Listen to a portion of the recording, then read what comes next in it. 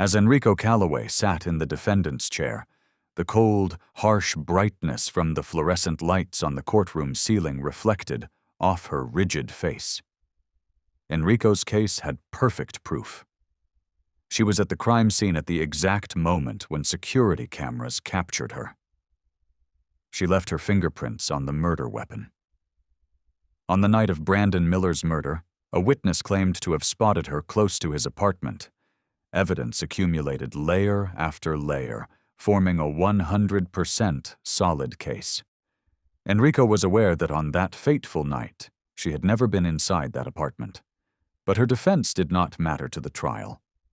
On the prosecution's side, Inspector Marvin Harrington stood solemnly, his visage unblinking and icy. He was in charge of the case and was informing the media that Enrico was the target of indisputable proof. Everything went too easily and too quickly, as if it had all been planned out. Enrico's old co-worker, Grayson Hayes, sat still in the spectator area. Beneath his piercing, expressionless eyes, a tempest was raging in the background. He was shocked to learn that Enrico had committed murder. She was a lady who sought justice with her heart and her head, and she was among the best policemen he had ever worked with. All of a sudden, the room was filled with a loud bark. Enrico's dog, Ron, was the center of attention when a police officer escorted him out of the courtroom. However, Ron would not go. He stiffened, roaring ferociously as he braced himself. His front paws brushed the tiles of the floor. Enrico caught Ron's gaze, and he resisted as hard as he could. Ron continued to thrash and whine harshly, his eyes never leaving Enrico as if he was trying to hang on, even though other cops had to work together to remove him out of the room. A terrible anguish sprang up in Enrico's chest as she gave Ron one more look before being led away. Death did not frighten her. She feared that the truth would be permanently hidden. Enrico was imprisoned following the trial, and Ron was moved to another facility. The officers in the new unit noted his odd behavior right away.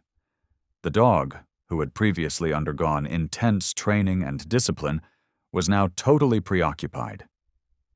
They disregarded all of the trainer's instructions. Ron was no longer as quick to react as he once was. Refusing to eat, he waited for someone while lying in a kennel corner and keeping his eyes on the door.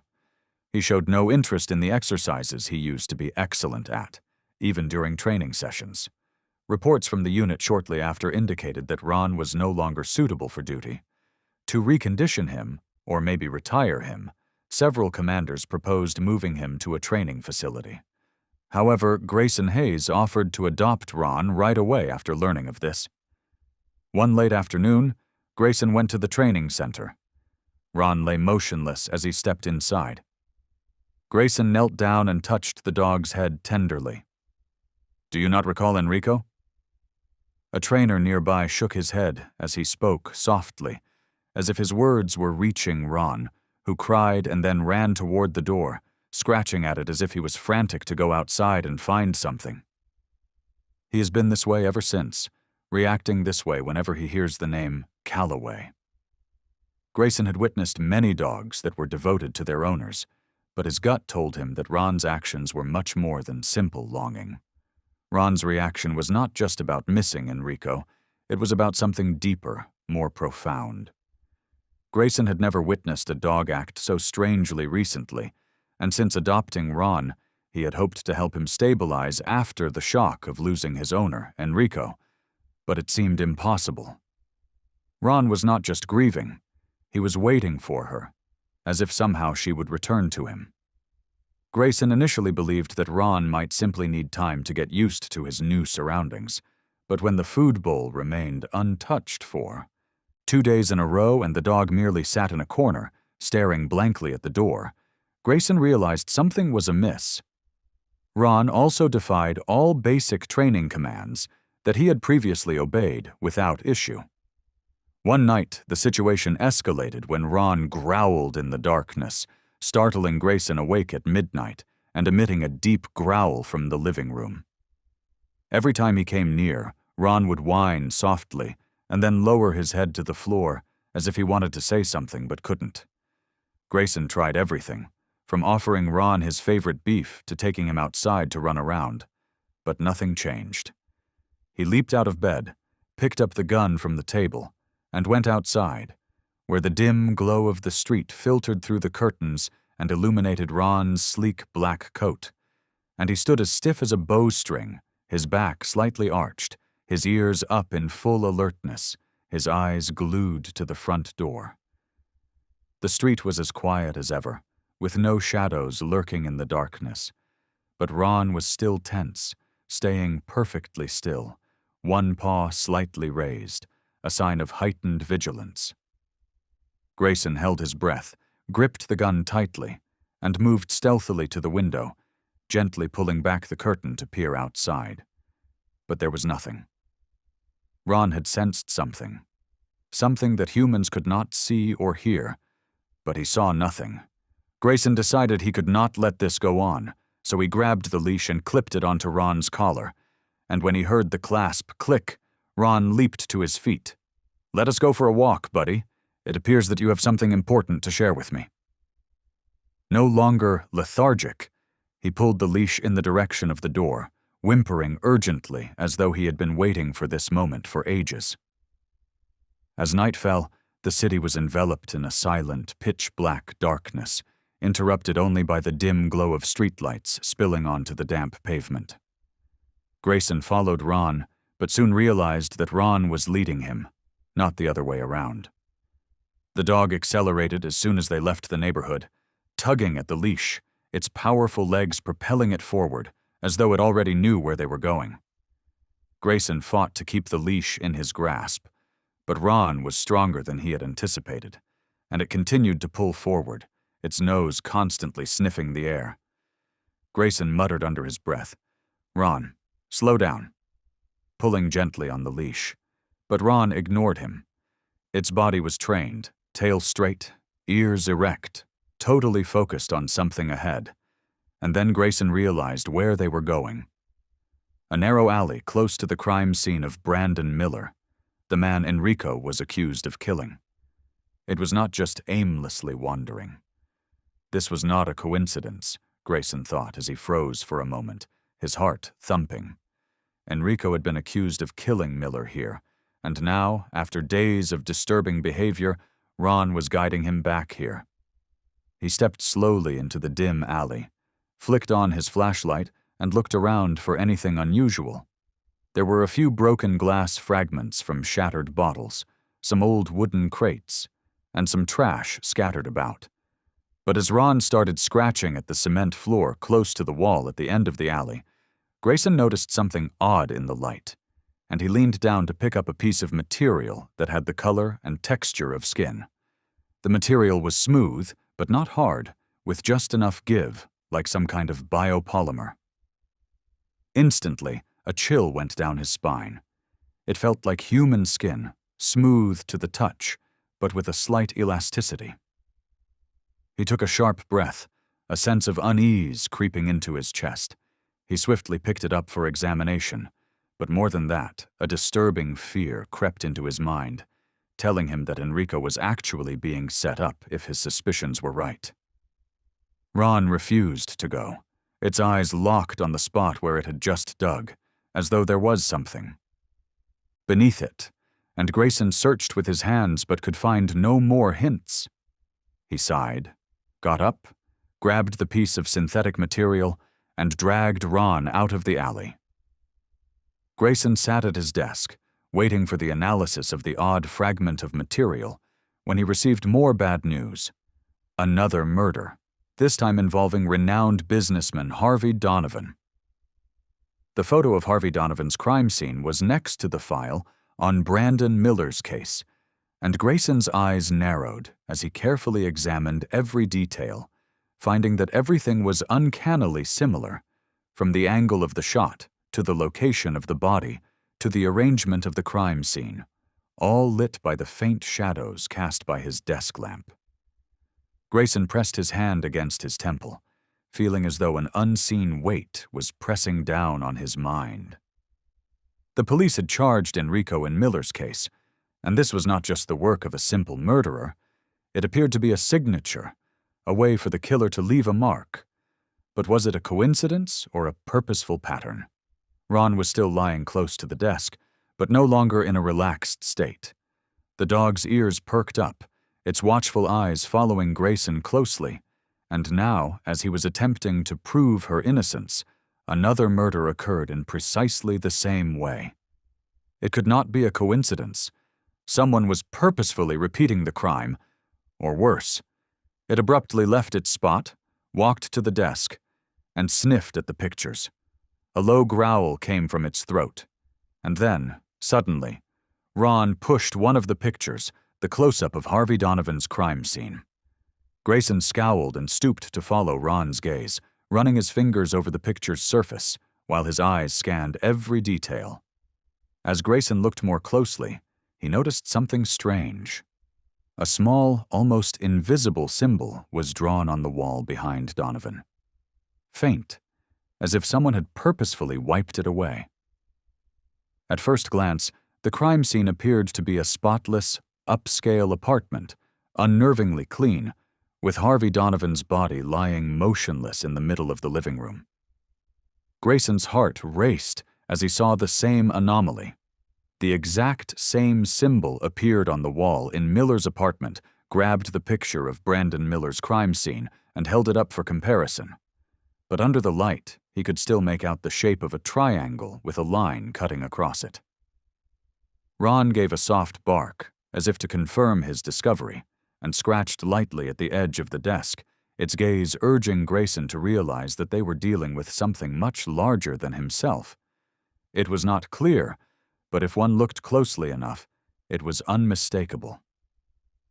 A chill went down his spine. Harvey Donovan was not just any businessman. He had money, political connections, and had done business with Brandon Miller before they were both killed. But the most crucial question was still, who benefited from their deaths? Grayson went back to his desk, opened his laptop, and started looking for any information on cases that displayed similar signs. The dog had seen this before him, and now he could not deny the truth any longer.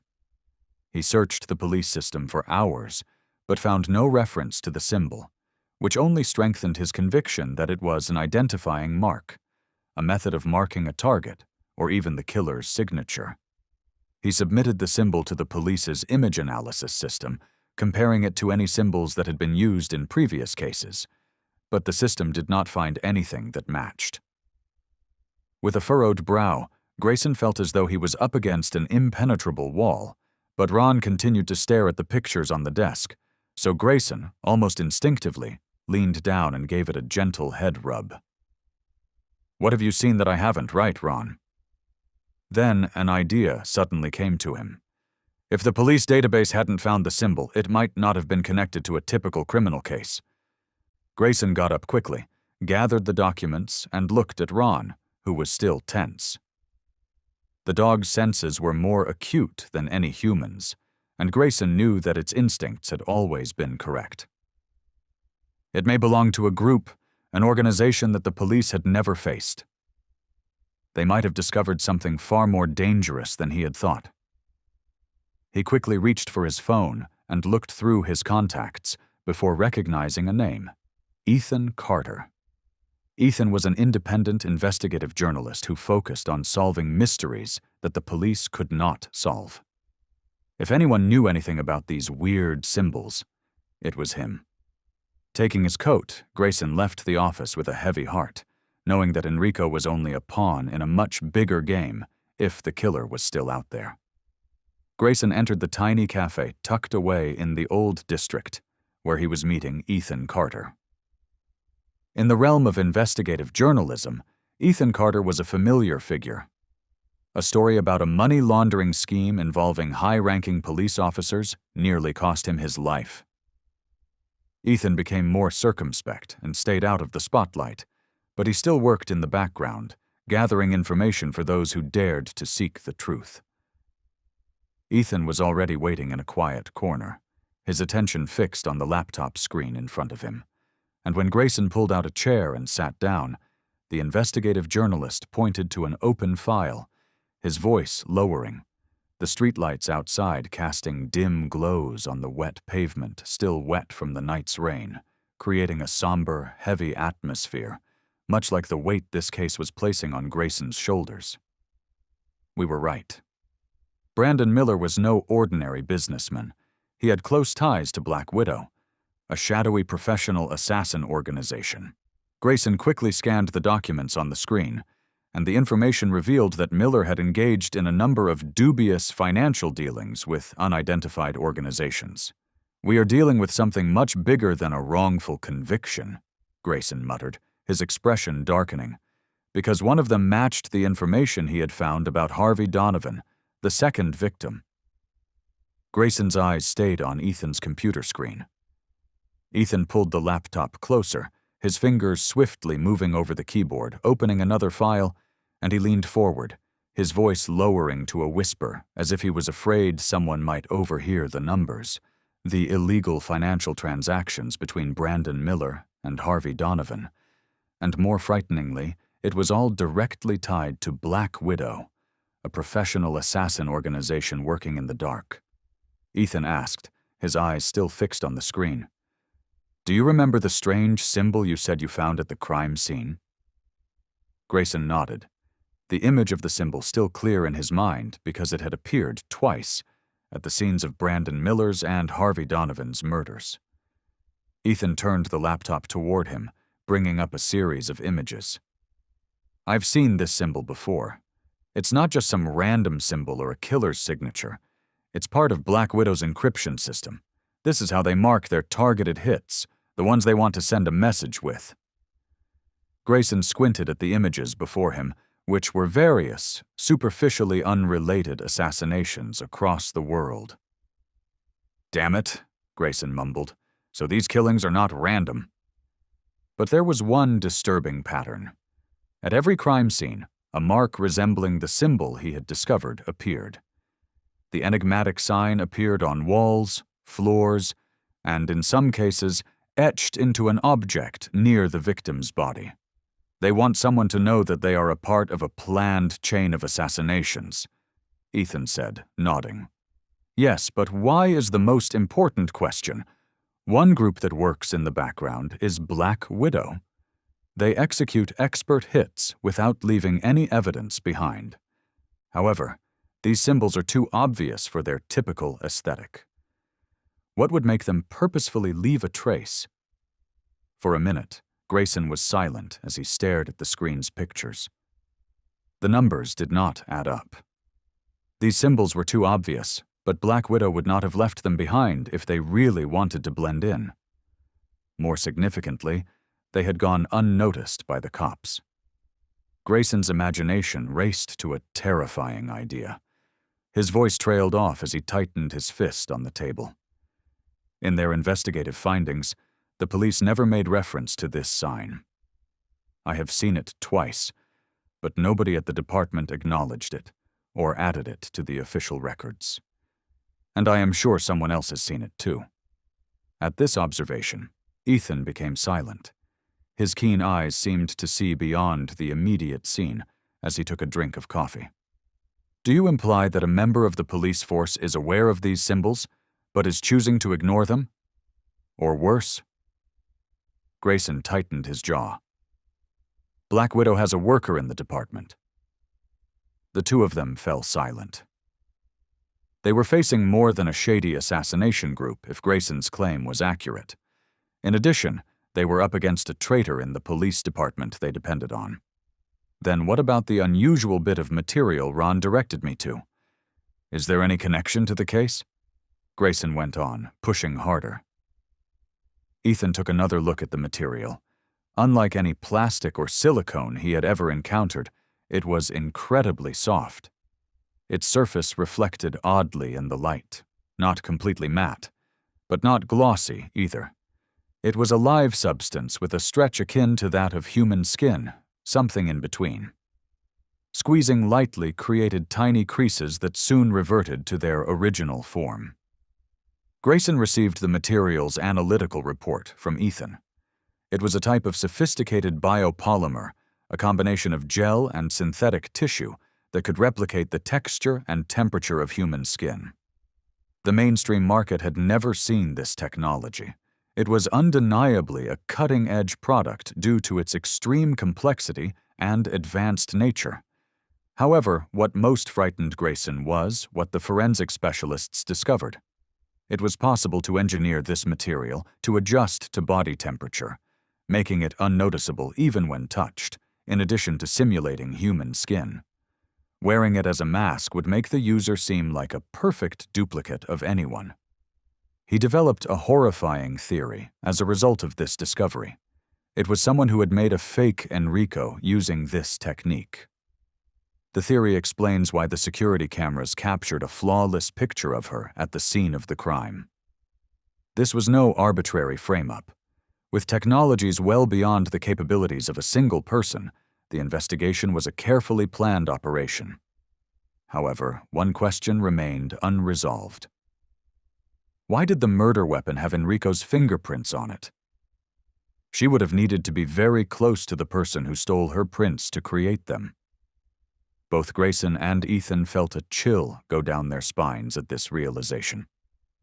After the conference, Grayson returned home and stood at his apartment door, holding the envelope he had discovered in his mailbox that morning.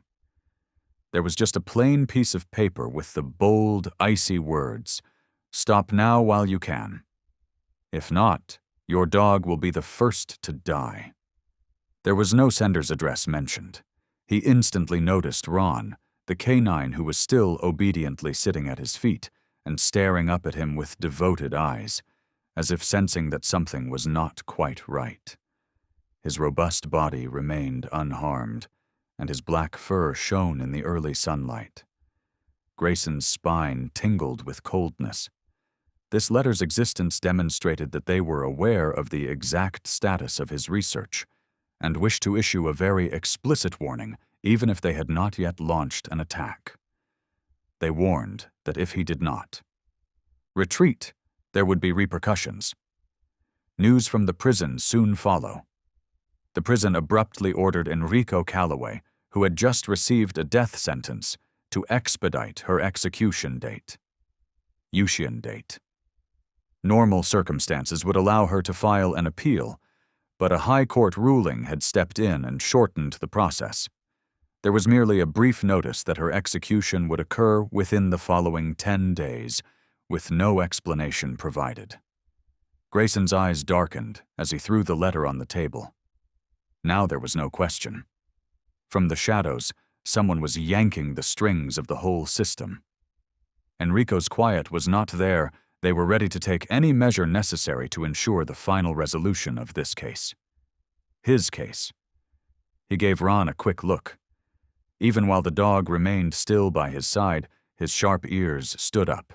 His body taut as though he could sense his master's. Grayson became aware that the situation was rapidly escalating beyond control. Control. There was a lot of mist in the night, and the streetlights were illuminating the wet road with long, dim lines. Grayson had attempted to track down any leads that might link to the forces behind Enrico's case after receiving the threatening letter, but all of his efforts appeared to have come to a standstill. The feeling of surveillance intensified, but there were no clues as to who was tying the ropes in the darkness. He made the decision to take Ron for a walk in order to flush out the bothersome ideas. At first, the walk was just a straightforward circle of the block. However, Ron soon started acting oddly. With his ears perked up, he pulled on the leash and made his way directly to a well-known alley. It was the same alley where they had found the weird substance earlier. This time, Ron sprang forward without Grayson's hesitation, rapidly sifting through the dirt and rubble on the pavement as if he had discovered something significant. Grayson noticed a hidden object among the debris and ruins in the flashlight's beam. A black leather glove with dark, dried bloodstains and dust on it. He immediately recognized the bloodstains on its surface as soon as he picked it up. His heart started pounding. The case files did not contain this information. It had been purposefully concealed. This could totally change the course of the case and establish Enrico's innocence if it was a crucial piece of evidence that had been missed. Ron stayed motionless, his eyes keen and focused on the darkness, as if waiting for something, and Grayson swiftly bagged it as proof. Enrico's blood was not on the glove, according to the forensic lab's confirmation. Grayson was shocked to learn the DNA sample's genuine identity, though. On the screen was a name. Once wanted nationwide for his role in a slew of well-planned killings, Jonas Cade was a professional hitman. The fact that Consincade's file was associated with a covert organization Grayson had previously heard of, however, shocked him even more. Widow in Black. Grayson felt the impact of this realization. Kincaid had been there at the site of Brandon Miller's murder, if the blood on the glove was his. Enrico had obviously been set up if Kincaid was the one who had actually committed the murder. Grayson swiftly copied all the lab findings, condensed the files, and exited the lab. He had to provide this proof to Detective Marvin Harrington, who was in charge of Enrico's case. The cops had to intervene right away if this was a real scheme to frame her. With an expression that was impossible to discern, Marvin Harrington accepted the file. Soft yellow light filled his office. The orderly pile of documents on his desk appeared almost too orderly. Harrington opened the file, rapidly going through the contents. "Are you certain of these findings?" There was no trace of surprise or passion in his deep voice. "I never present you with unsubstantiated evidence," Grayson said, firmly. Enrico was under false pretenses if Kincaid was present. Leaning back in his chair, Harrington lightly tapped his fingers on the wooden desk. "Hayes, do you even know what you're doing?" Grayson returned his gaze. "I am fully aware of my challenges, and I am certain that there is someone in the system hiding the facts." There was a thick quiet. The clock's ticking is the only thing that breaks it. Then, without warning, Harrington put the file aside and closed it. "I will investigate."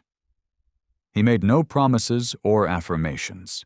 His response lingered, suspiciously ambiguous.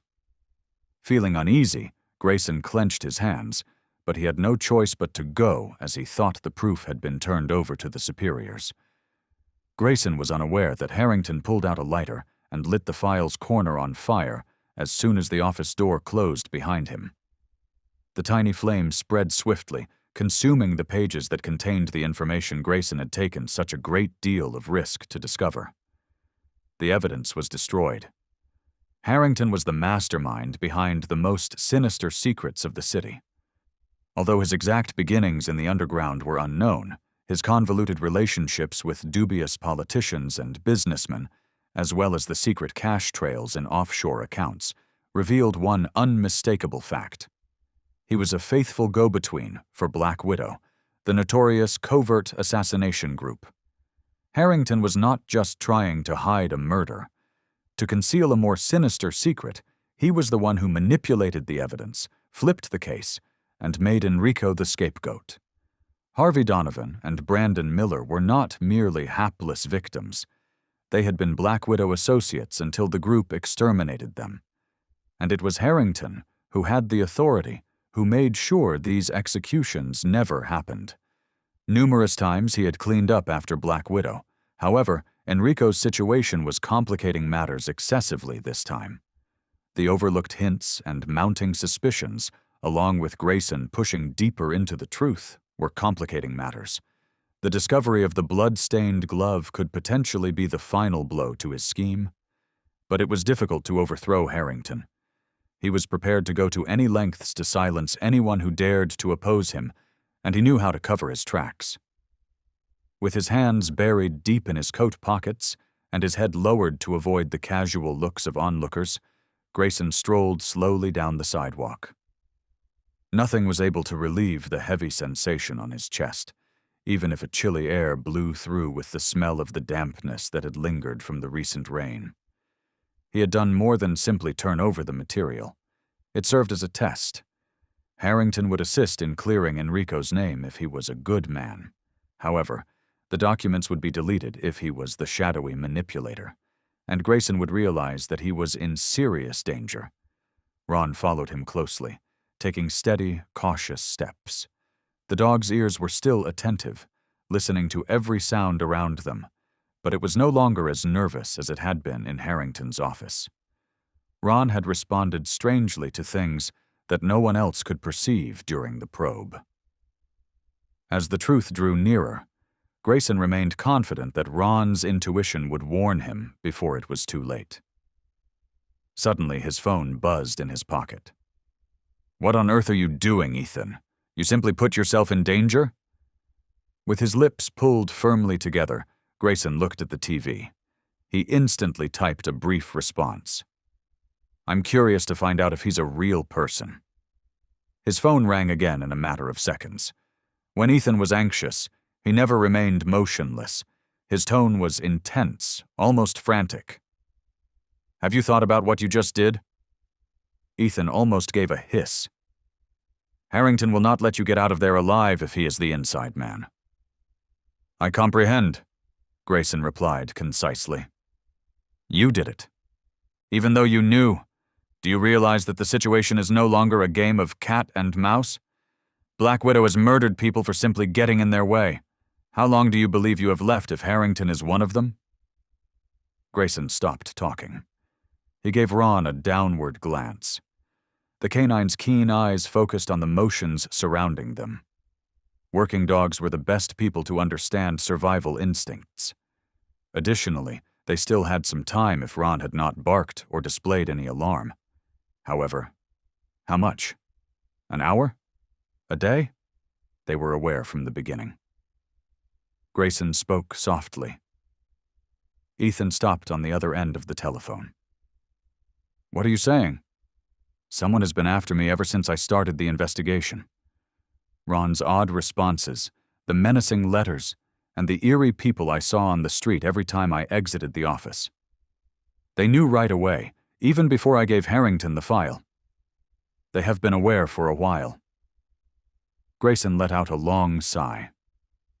"Ethan, I must be certain. I will understand Harrington's behavior as soon as he receives the file, provided that he is indeed the inside man." Before responding, Grayson paused his stride to observe who would approach me first. Ron halted abruptly. The dog stiffened, its ears perked up, and its gaze focused on a nearby parked automobile. Despite the tinted windows, Grayson could sense the concentrated stare coming from inside. A shiver went through his body.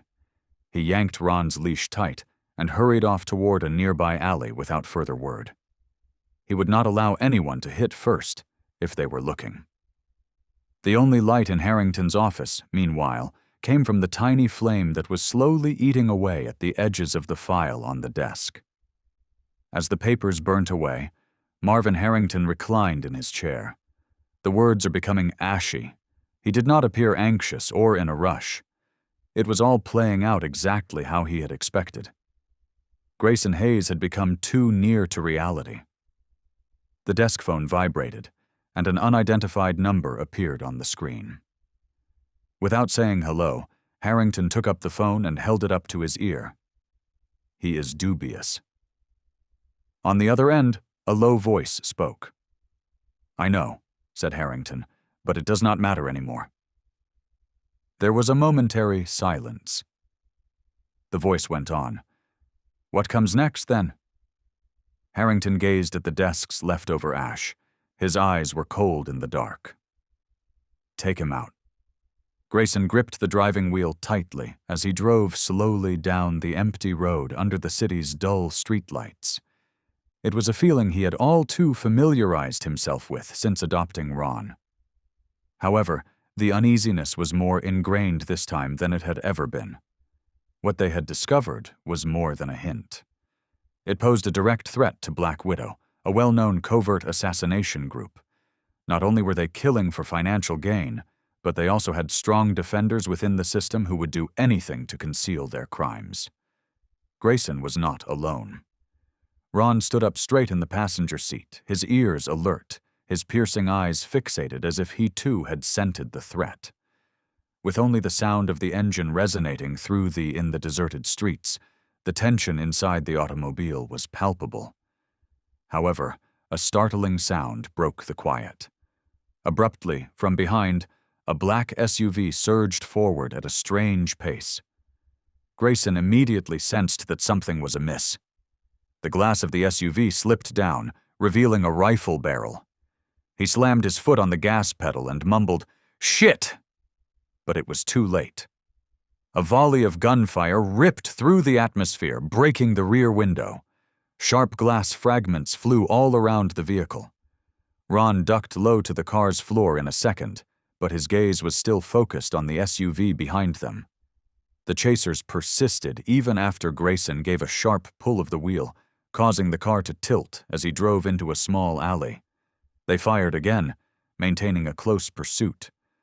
Bullets splintered in the darkness as they hit the pavement inches from the vehicle. Having no other option, Grayson turned abruptly into a smaller side street in the hopes of avoiding them.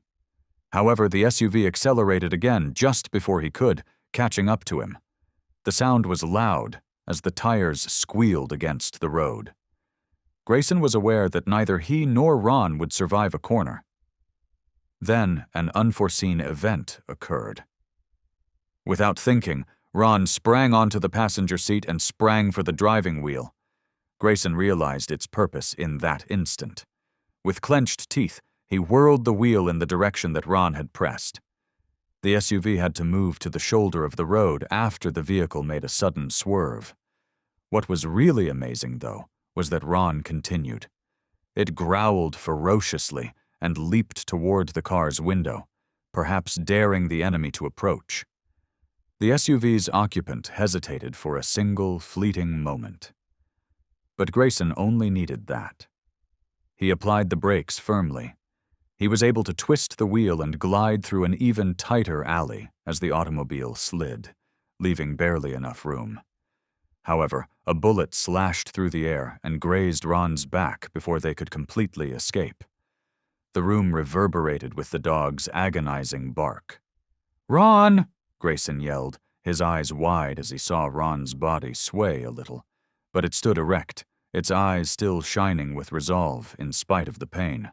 No time to examine the wound was available. In order to escape the alley before the assailants could react, Grayson gripped the wheel more tightly. The tire squealing continued behind them. They were still going strong. Grayson slammed the pedal, propelling the automobile forward. However, he abruptly switched off the headlights at a fork in the road and veered sharply into an empty parking lot rather than continue. The car moved soundlessly into the darkness, blending in among the rusty, ancient cars. Holding his breath, Grayson immediately cut the engine. They went unnoticed as the SUV raced by. Grayson could not dare release his breath until the enemy's engine sounded far away. He glanced across to Ron. The dog's eyes were still keen, but it was panting furiously. Thankfully, the wound was not serious, but a line of blood trickled down its front leg. Grayson gently placed his hand on Ron's head and felt its powerful breath against his palm. "Well done, old friend," he muttered. Grayson whispered, "You are one tough dog, old friend," and gently put Ron in the back seat.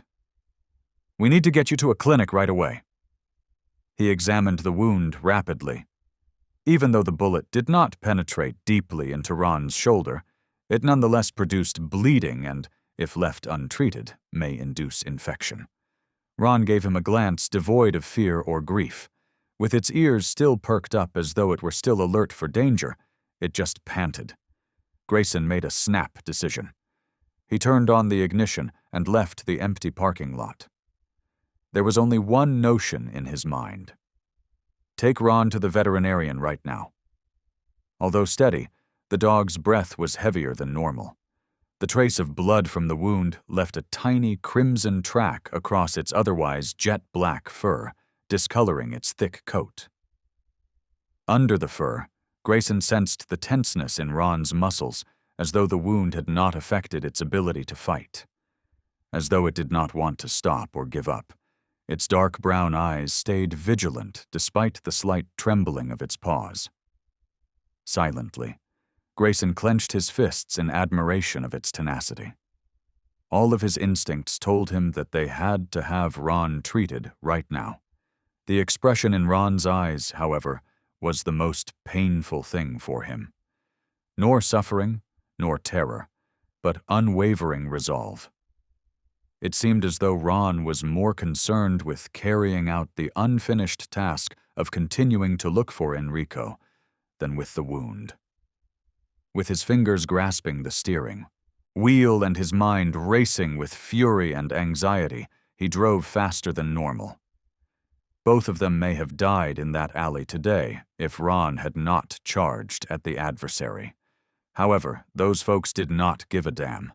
They were prepared to kill anyone who dared approach the truth, and they did not even hesitate to draw the trigger. And now the first to suffer the consequences was Ron, the most devoted dog he had ever encountered. Grayson's eyes darkened, his teeth clenched at the thought. Grayson was familiar with the small veterinary clinic when the automobile came to a stop. He trusted this doctor, Lisa, a seasoned professional who had served in law enforcement before turning to veterinary medicine. Grayson hurriedly grabbed Ron out of the car as the door opened and made his way into the clinic. When Lisa, who had been cleaning up after surgery, turned around and saw Ron's condition, her eyes widened. She gestured for him to put the dog on the examining table without question. Grayson put Ron down softly, his hand automatically grazing its head. It was serene despite the damage, breathing deeply and having its ears pricked up as though it were listening for any sounds in its surroundings. Lisa stooped to look at the injury, her deft fingers working swiftly yet cautiously. She remarked gravely, "A bullet grazed the front shoulder." Fortunately, no bones or important organs were struck, although the muscle is severely shredded. It may become infected or require surgery and sutures. Grayson nodded while keeping his eyes fixed on Ron. Even though the dog was motionless on the table, Grayson could sense the strain in each breath it made. With her hands moving lightly over Ron's body, Lisa carried on with her examination, checking for any other wounds. She mumbled, "It is a strong dog." Grayson's lips formed a fleeting smile, but it barely concealed his worry as he said, "But you know, no matter how strong, it still requires care." "I understand." With his hand resting on its back and feeling its warmth beneath the thick fur, he took a seat beside Ron. His head was instantly filled with memories. He had witnessed Enrico train Ron in the past, showing him how she could command it with a simple gesture or glance rather than numerous words. Enrico was always easier for Ron to understand. Nothing could ever fully replace the relationship of complete trust that existed between them, which went beyond that of a handler and a working dog. Enrico was no longer present with it. Ron continued to look for her, though. It persisted. It remembered Enrico. To start suturing the wound, Lisa prepared a mild anesthetic and injected it into Ron's front leg. Grayson sighed, his palm gliding over its head again, and Ron continued to gaze at him calmly before its eyes closed, as though to say, "I am okay, do not worry." The procedure took roughly 45 minutes. "You really are stubborn, old friend." Lisa completed each stitch precisely while working swiftly. Grayson remained there the whole time, never moving. In his profession, he had witnessed far too many people collapse. However, he felt more powerless and angry than ever when he saw Ron on the operation table with a wound on its shoulder. Upon finishing, Lisa took off her gloves and faced him. "I have taken every possible action. It will take time for the wound to heal. For at least a week, avoid strenuous activity." Grayson nodded while continuing to stare at Ron, who was gradually waking up from the anesthesia. Its brown eyes opened slowly, sluggishly, yet with alertness, and its respiration had stabilized. Grayson reached down and touched its head tenderly. "You will be all right." Ron tried to move, but the damage made it impossible. However, rather than displaying weakness, it merely gave Grayson's hand a quick lick, seemingly to reassure him. Lisa sighed as she saw them. With his eyes colder than ever, Grayson glanced up at her and asked, "You will not stop, will you?" "I am unable to." After a little period of silence, Lisa nodded. "Enrico is still in prison, and they will not stop until everything is exposed." Grayson dropped his head and gingerly lifted Ron, saying, "Then stay safe, and do not let it harm you again." Although his arm was motionless, a maelstrom raged inside. They had threatened to kill Ron if he went ahead with the probe, and that warning has now come to pass. However, they were terribly mistaken if they believed that this would cause him to stop. He hurried out of the clinic, made his way to the car, opened the door, and settled Ron in the back seat. The dog still needed to sleep, but he was more alert now. With a sigh, Grayson gazed up at the night sky full of stars, his eyes shining with determination. "We cannot stop yet, my buddy." Grayson sat calmly at his desk, staring at the jumbled documents in front of him in the temporary office's dull light. Slowly, the lines of numbers and words combined to create a terrifying image. A huge, covert network of corruption that manipulated not just Enrico's case, but numerous other homicides. Ethan sat opposite him, tapping rapidly on the laptop's keyboard as he attempted to follow the enigmatic financial transactions they had just discovered. A terrible reality emerged as a result of mysterious sums of money, offshore accounts, and the recurrent appearance of the same people on the list of receivers. Ethan's voice was low but tight as he looked up. "This is more than simply a personal assault. People with actual power are in charge of this professional killing machine. Austin Vaughn, the deputy chief of police, is in charge of this network." It did not surprise Grayson. There were too many instances of the name Vaughn in the records for it to be a coincidence. The scope of his power, however, infuriated him. A man behind a professional hitman organization who ought to have been defending justice. Like a portion of a hit contract that was skillfully veiled as funding or an investment in dubious funds, the money that was moved into Vaughn's accounts invariably showed up either before or after the assassinations. This clarified how Black Widow was able to function for such a long time undetected. They were not merely hired murderers. They were a part of a bigger, more potent machine that was doing the heavy lifting. Grayson's eyes darkened as he grasped the paper in his palm. He is more than just a member of this network. The person at the top is him. Ethan nodded and went back to looking through the list of people who were participating. Vaughn, however, is not working alone. To keep everything organized, he needs a system. People like Marvin Harrington can help with that. The person who had supervised the entire Enrico case investigation and asserted that the evidence against her was indisputable was Detective Marvin Harrington. In order to prevent anyone from discovering any weaknesses in the case, he had twisted everything, and now he was obviously on the list of recipients of Black Widow's funds. Grayson remembered the moment he gave Harrington the bloodied glove, and a flood of rage swept through his chest. He had thought at the time that such indisputable proof would compel a reopening of the case. Harrington had certainly wrecked it now. He had gone to considerable measures to conceal the case since he could not afford anything to go in Vaughn's way. With a solemn tone, Ethan handed him a forensic report. However, he is unaware of something. A portion of the glove is still with us. Gazing at the report, Grayson gazed. He had carefully cut a little piece from the glove and transmitted it to a separate lab before giving Harrington the proof. The findings supported his suspicions. Its blood belonged to a murderer on the run, someone who was closely associated with Black Widow, in addition to demonstrating that. Enrico's case had been fabricated. This was a critical piece of evidence that could reveal the entire structure that supported it. With his fingers clenched until his knuckles were white, Grayson inhaled deeply. Harrington is unaware that we still have the proof, but he believes he has eliminated all traces. With a trace of doubt in his eyes, Ethan gazed at him intently. "How will you respond?" Grayson took a while to respond.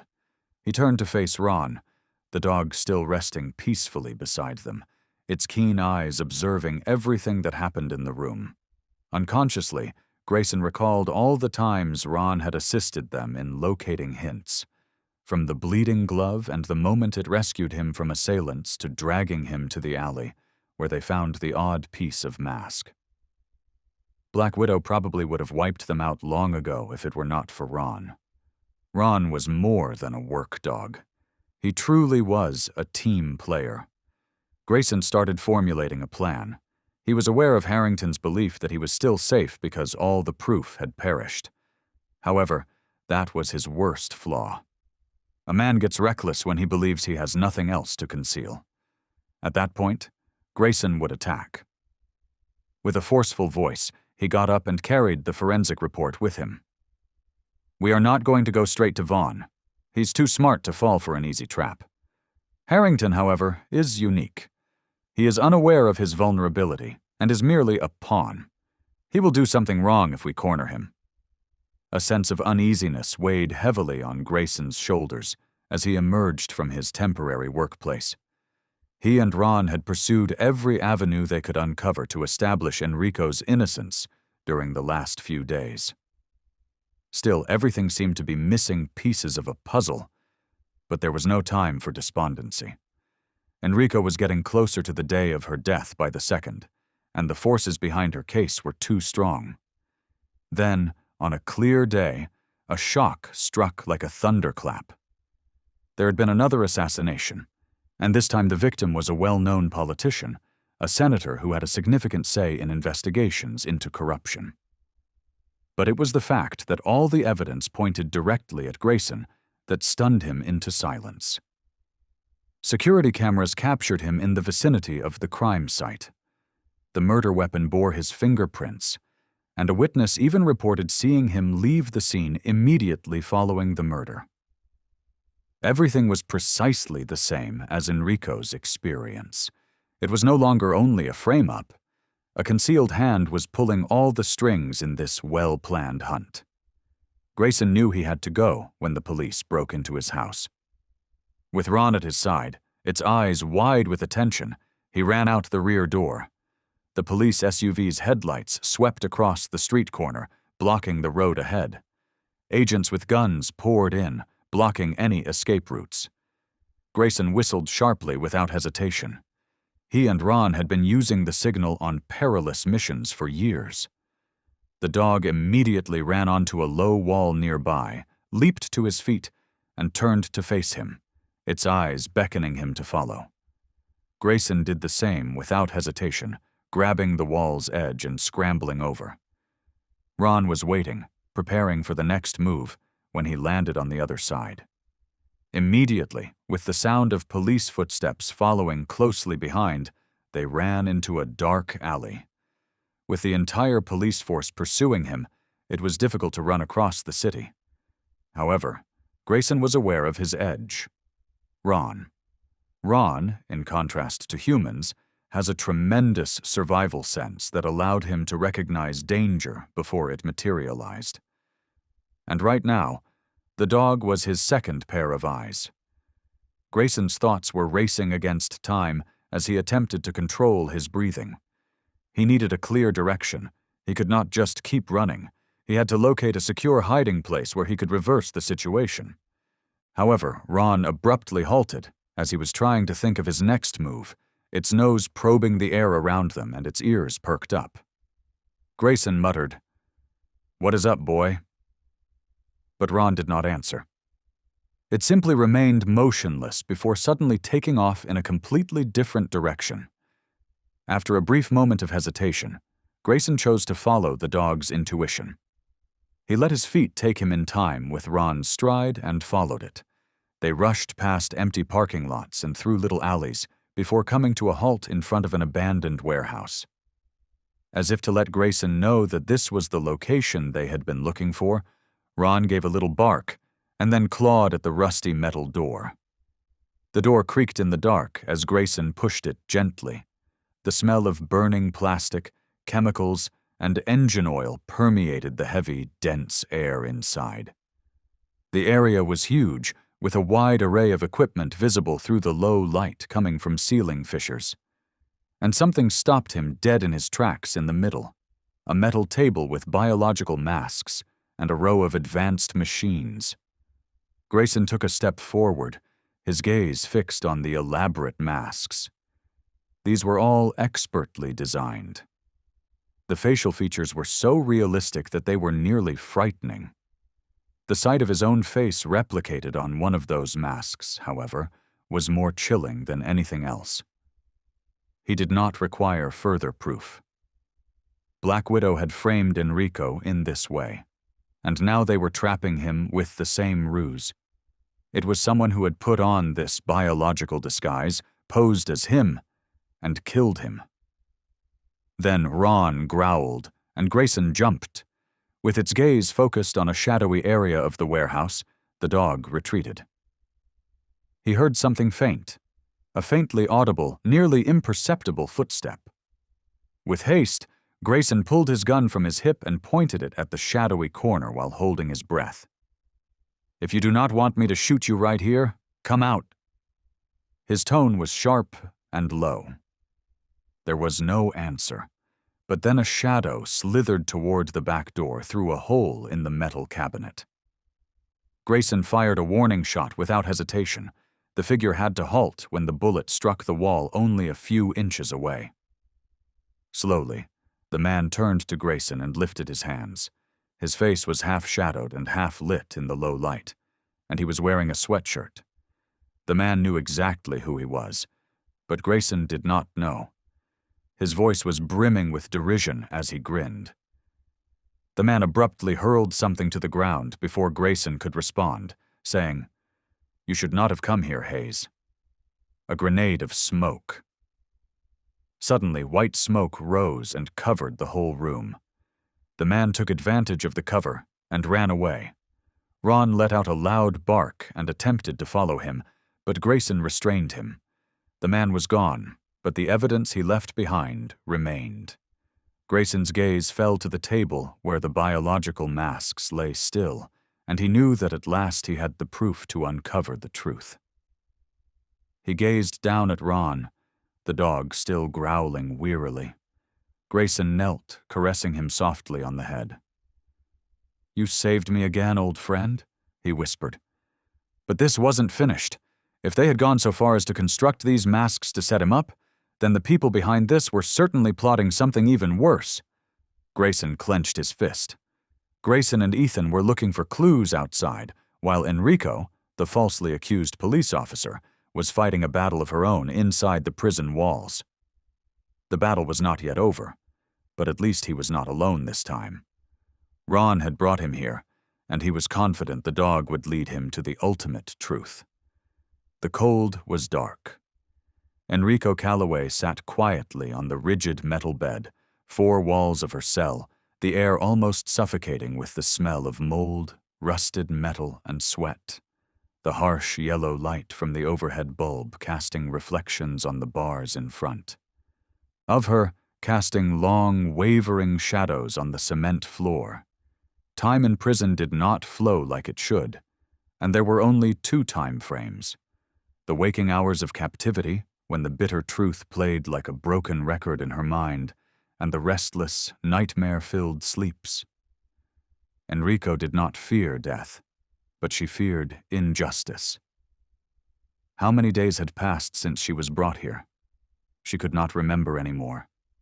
She was a pawn to be sacrificed in a game she never imagined being a part of, and no one questioned the perfect evidence against her.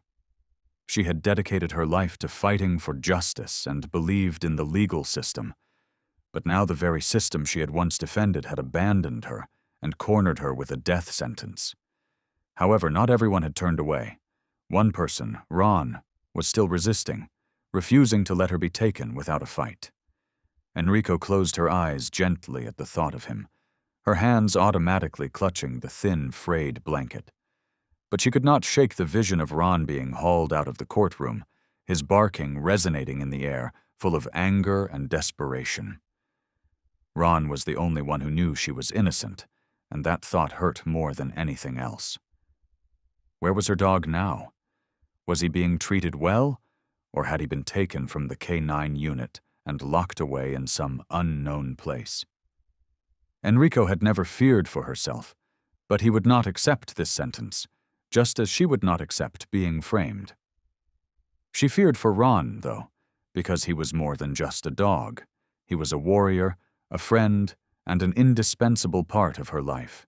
She recalled the early days of training Ron, when he was a lively puppy with bright, intelligent eyes and an unwavering loyalty, and she had embraced him, patted his head, and given him a treat the day he passed his first evidence search test. The idea that Ron might be alone, confused, or worse, abandoned, made Enrico want to scream. She recalled how proud he had looked, wagging his tail so hard that he almost knocked over her coffee cup on the table. But now, who would pat Ron on the head when it finished a task? Well, who would tell him that he was the best dog in the world? Number said, "It cannot be like that." She did not think Ron would be left behind, but she was afraid that the people involved in this case would not let him go alone because they knew Ron was her last link to the truth. Would they allow Ron to live if they were able to kill Enrico? The thought of Ron imprisoned in an unfamiliar cage made her heart ache. Enrico clenched her fists. She could not let that happen. She imagined him standing at the bars of the cage, his golden eyes staring out, waiting for her to return. But she would not be able to unless she found a way out of here. No one cared for him. No one understood that he was hurting, apart from her. No matter how everything seemed to be against her, she had to find a way to fight. She could not let her life be taken unfairly. But more than that, she could not leave Ron alone in this world, could not let him suffer the loss of the only person he trusted. She took a deep breath, trying to find clarity in her thoughts. If there was one thing she had learned in her years as a police officer, it was that, given enough time, there was always a way to turn the tables and a loophole. She needed to figure out how to claim it because, although no one might think she was innocent, there was one person standing up for her. Enrico knew she could not give up. She had a dog, a faithful friend, and she also owed it to Ron and herself. The cell was dark, blotting out the little light from the hallway outside. Enrico lay motionless on the cold metal bed, her eyes wide open, gazing at the cracked ceiling. Since her confinement, Enrico had counted every day and every hour. After being charged with a crime she did not commit, she realized that sometimes the truth did not matter. As much as what the powerful wanted people to believe, and the long nights in the cell had turned into an endless nightmare. She had once believed in justice, that the system she served would never turn its back on someone like her. Enrico had no teammates to confide in, or anyone to defend her. But she could not help but think about Ron, her K9, the only person who had never abandoned her, no matter how the world turned its back on her. She wondered if he was being cared for, or if he was locked away in a cage somewhere, feeling as alone and bewildered as she was at the moment. Enrico tried to push herself to sleep, but her thoughts kept returning to Ron, the times they had worked together, the times Ron had forewarned her before danger arrived, and the thought of Ron here made her more vigilant than ever. If Ron were here, he would undoubtedly be barking, preventing anyone from approaching her without a valid reason. Enrico snapped out of her reverie when the cell door opened and one of the guards pushed a food tray through the narrow opening in the bars. Enrico looked at the tray as she always did. A plastic cup of clear water, a bowl of cold soup, and a piece of stale bread. It had been a while since she had given much thought to the taste of prison food. On this particular day, however, she hesitated, a vague unease creeping over her like Ron's instinct when he sensed an invisible danger. Enrico picked up the tray and stared at the soup for a long time. Not hungry, but the fatigue of overthinking reminded her to eat a little to keep her strength up. At that moment, a voice broke the silence.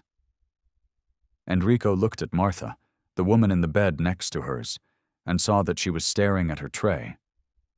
Enrico shrugged and set down the spoon, thinking that she was not hungry.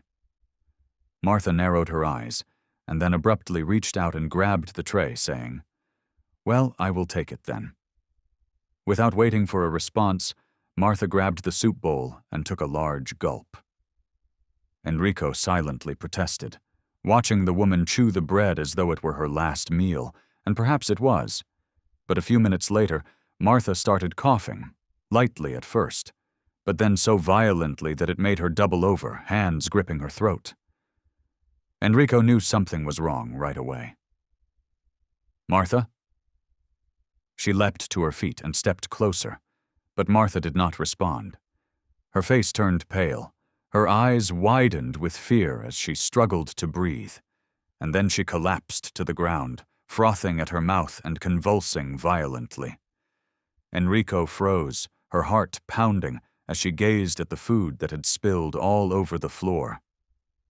What was happening? The guard's voice was cold, and Enrico stared at Martha's lifeless body before slowly turning her attention to the food tray still strewn on the floor. Outside, footsteps echoed quickly, and the guards hurried in after hearing the noise. One of them leaned down to check Martha's pulse, then turned to glare at Enrico suspiciously.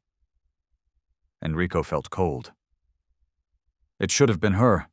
Enrico swallowed hard, taking a deep breath to regain her composure. She looked straight at the guard, her voice firm but low, and said, "I do not know." Then, all of a sudden, the guard looked at the other inmates and then gave the order for the medical staff to remove Martha's body. Enrico stood motionless, fear weighing heavily on her chest.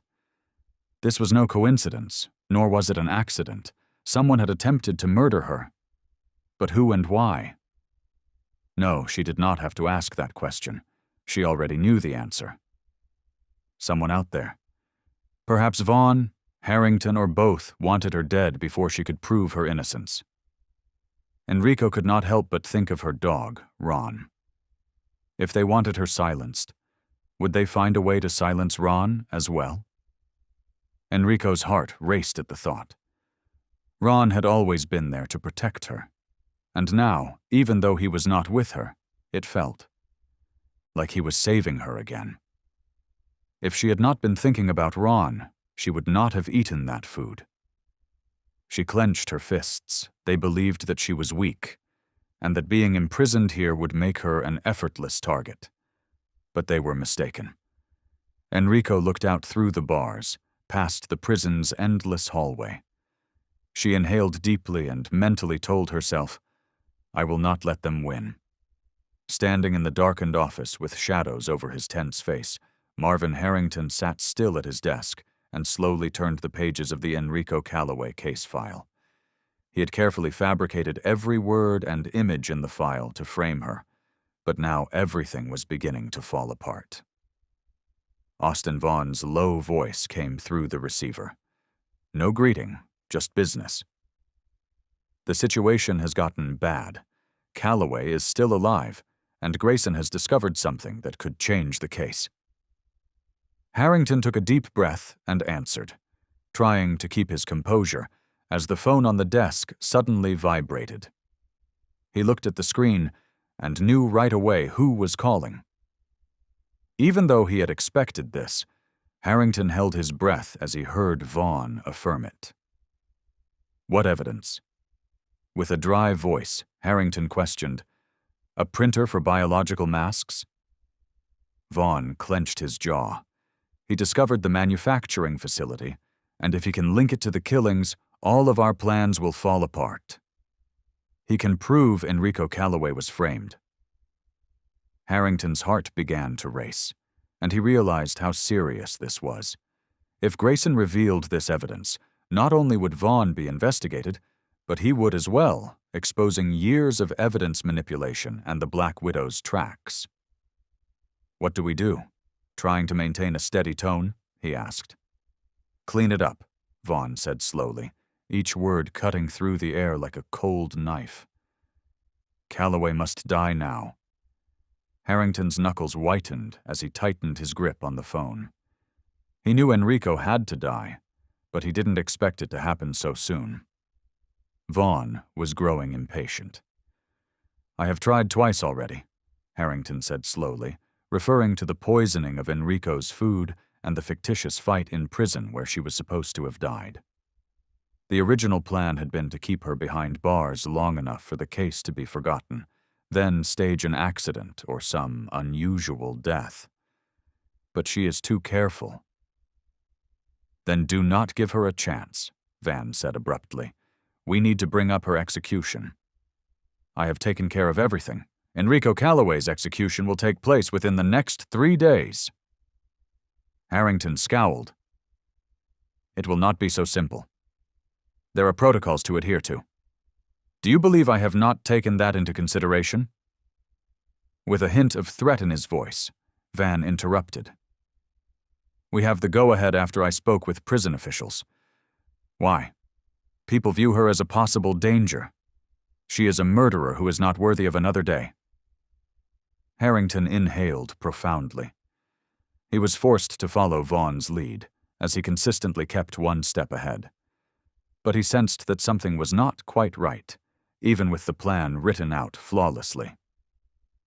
And Grayson? He inquired. Vaughn gave a somber laugh. He will not have time, but he may have the proof. All we have to do is outpace him in speed. Harrington's thoughts were racing when he went silent. If everything proceeded as planned, Grayson would have killed Enrico Calloway before he could present his proof. But if Grayson managed to halt the execution, what if anything went wrong? With a note of derision in his voice, Vaughn questioned, Are you worried? Harrington's fist tightened.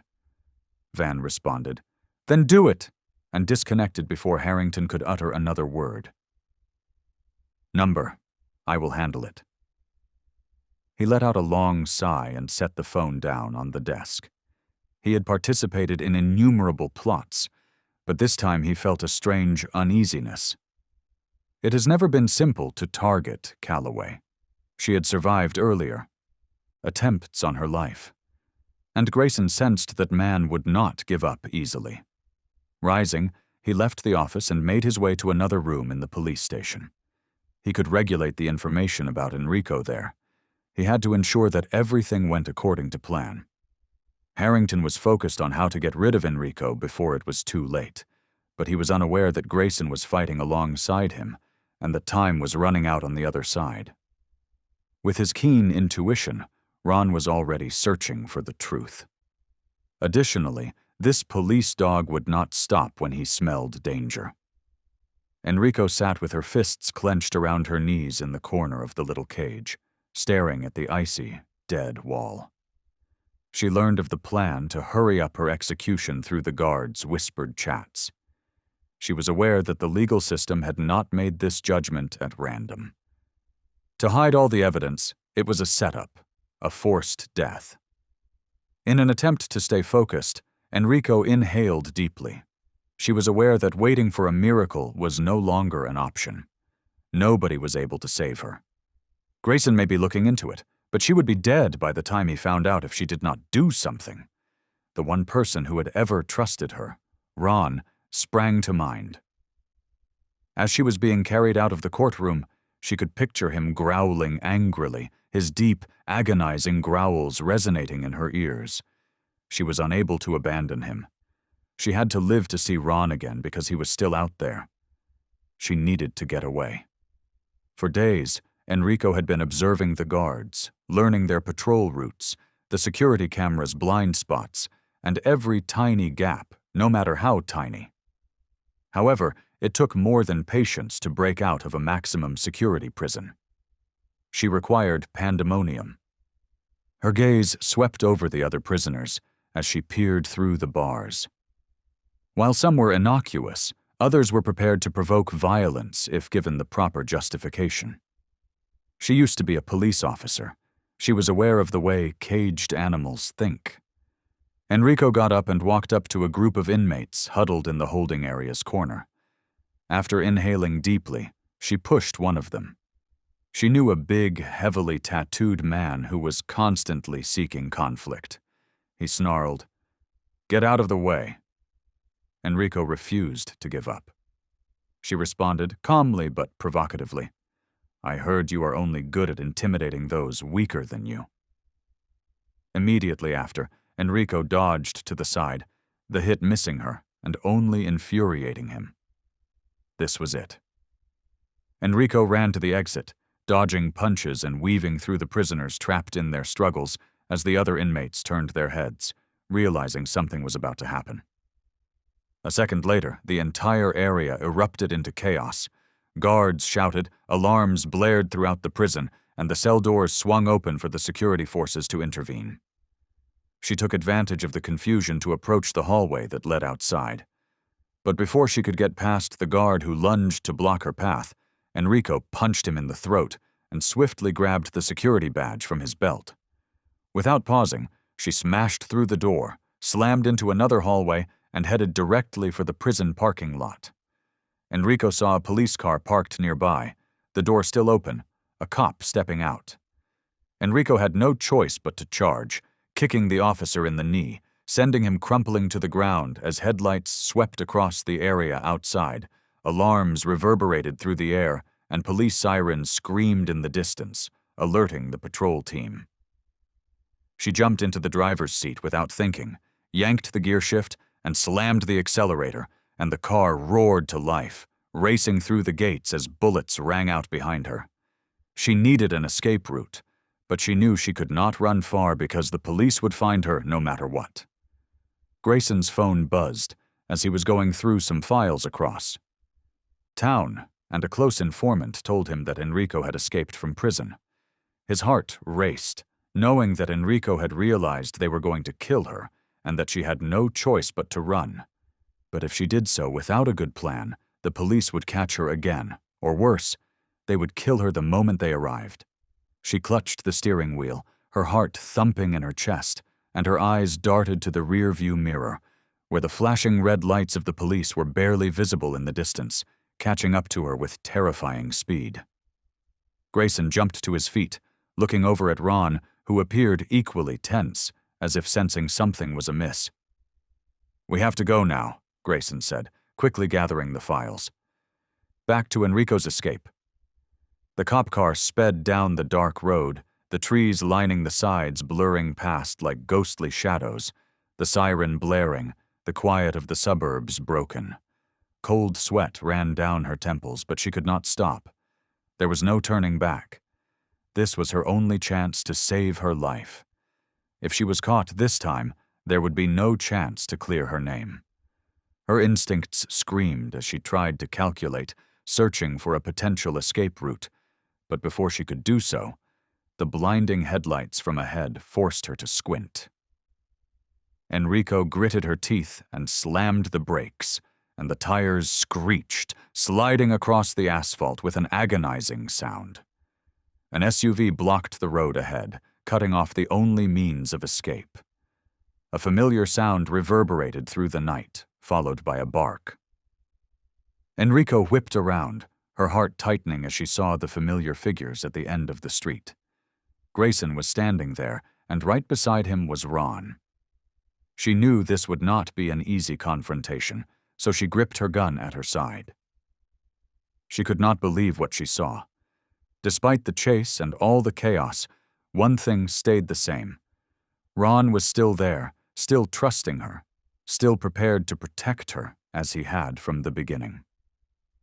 The dog barked loudly, his eyes bright in the dark, his tail wagging slightly, but his body taut it's ready to leap into action at any moment.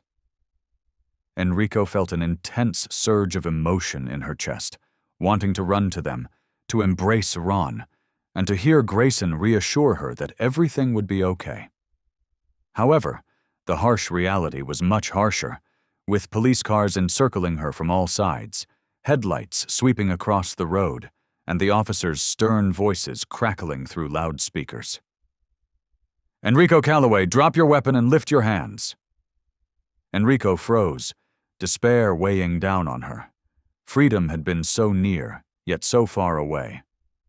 Ron continued to bark, straining to escape Grayson's hold, as though he thought he could run to her and rescue her. She could not leave here. Not now.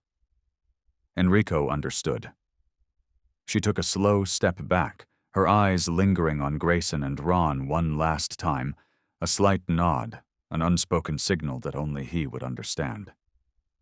Go.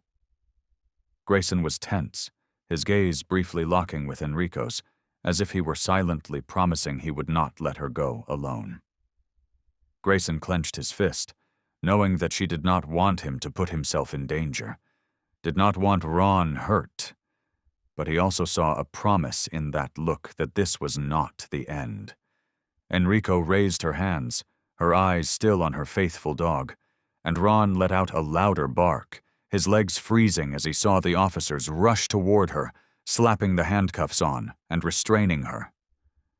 Ron struggled to break free, as if his little heart could not accept the fact that Enrico was being taken from him once more.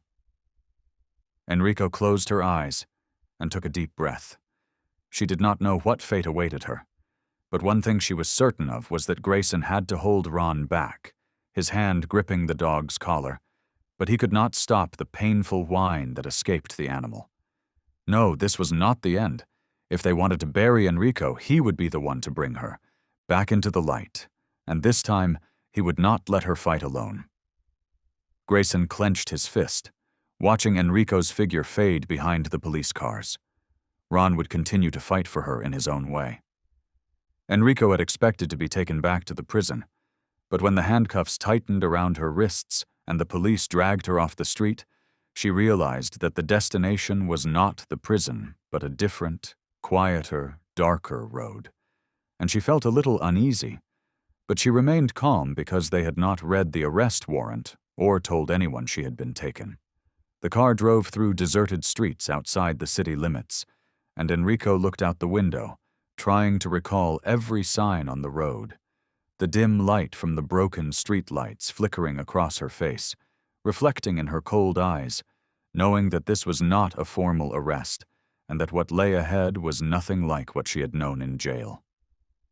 The car finally came to a stop in front of an old industrial area, where the dim lights from a few broken street lamps only added to the eerie atmosphere. The door opened, and one of the officers yanked Enrico out from the prison. Enrico did not fight, but her eyes darted around, searching for any chance to get out. It was not a police station. It was not a prison. It was a secret place where people could disappear without anyone ever knowing. A deep voice said, "Take her inside." Enrico instantly recognized the voice.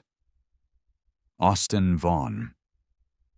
She was pushed into an abandoned warehouse where the only light was a single hanging bulb that cast shadows over the filthy concrete floor. "Calloway," he murmured in a low, amused voice, "you have impressed me." Vaughn stood next to an old iron table in the middle of the room, wearing a fitted suit and wearing a little calculating smile. Enrico only stared at him with icy, piercing eyes, rather than replying, "Very few people can escape from prison and still live to be apprehended again." Vaughn moved closer, putting both hands on the table and looking at her with a hint of interest. "What do you know?" He did not need her to respond. He only wanted to demonstrate his dominance. Enrico grinned and said, "I do not know what you are talking about." Vaughn laughed, but his eyes did not light up as he questioned in a calm, yet menacing tone. He motioned for one of his men to come forward and force Enrico to sit in a chair, while another man tied her hands to the armrests with thick ropes, tightening them until her skin turned raw. "You have been digging into things that do not belong to you," Vaughn went on, pacing around Enrico like a predator, eyeing its prey. "You see, I really like people with strong wills, but even the strongest have limits.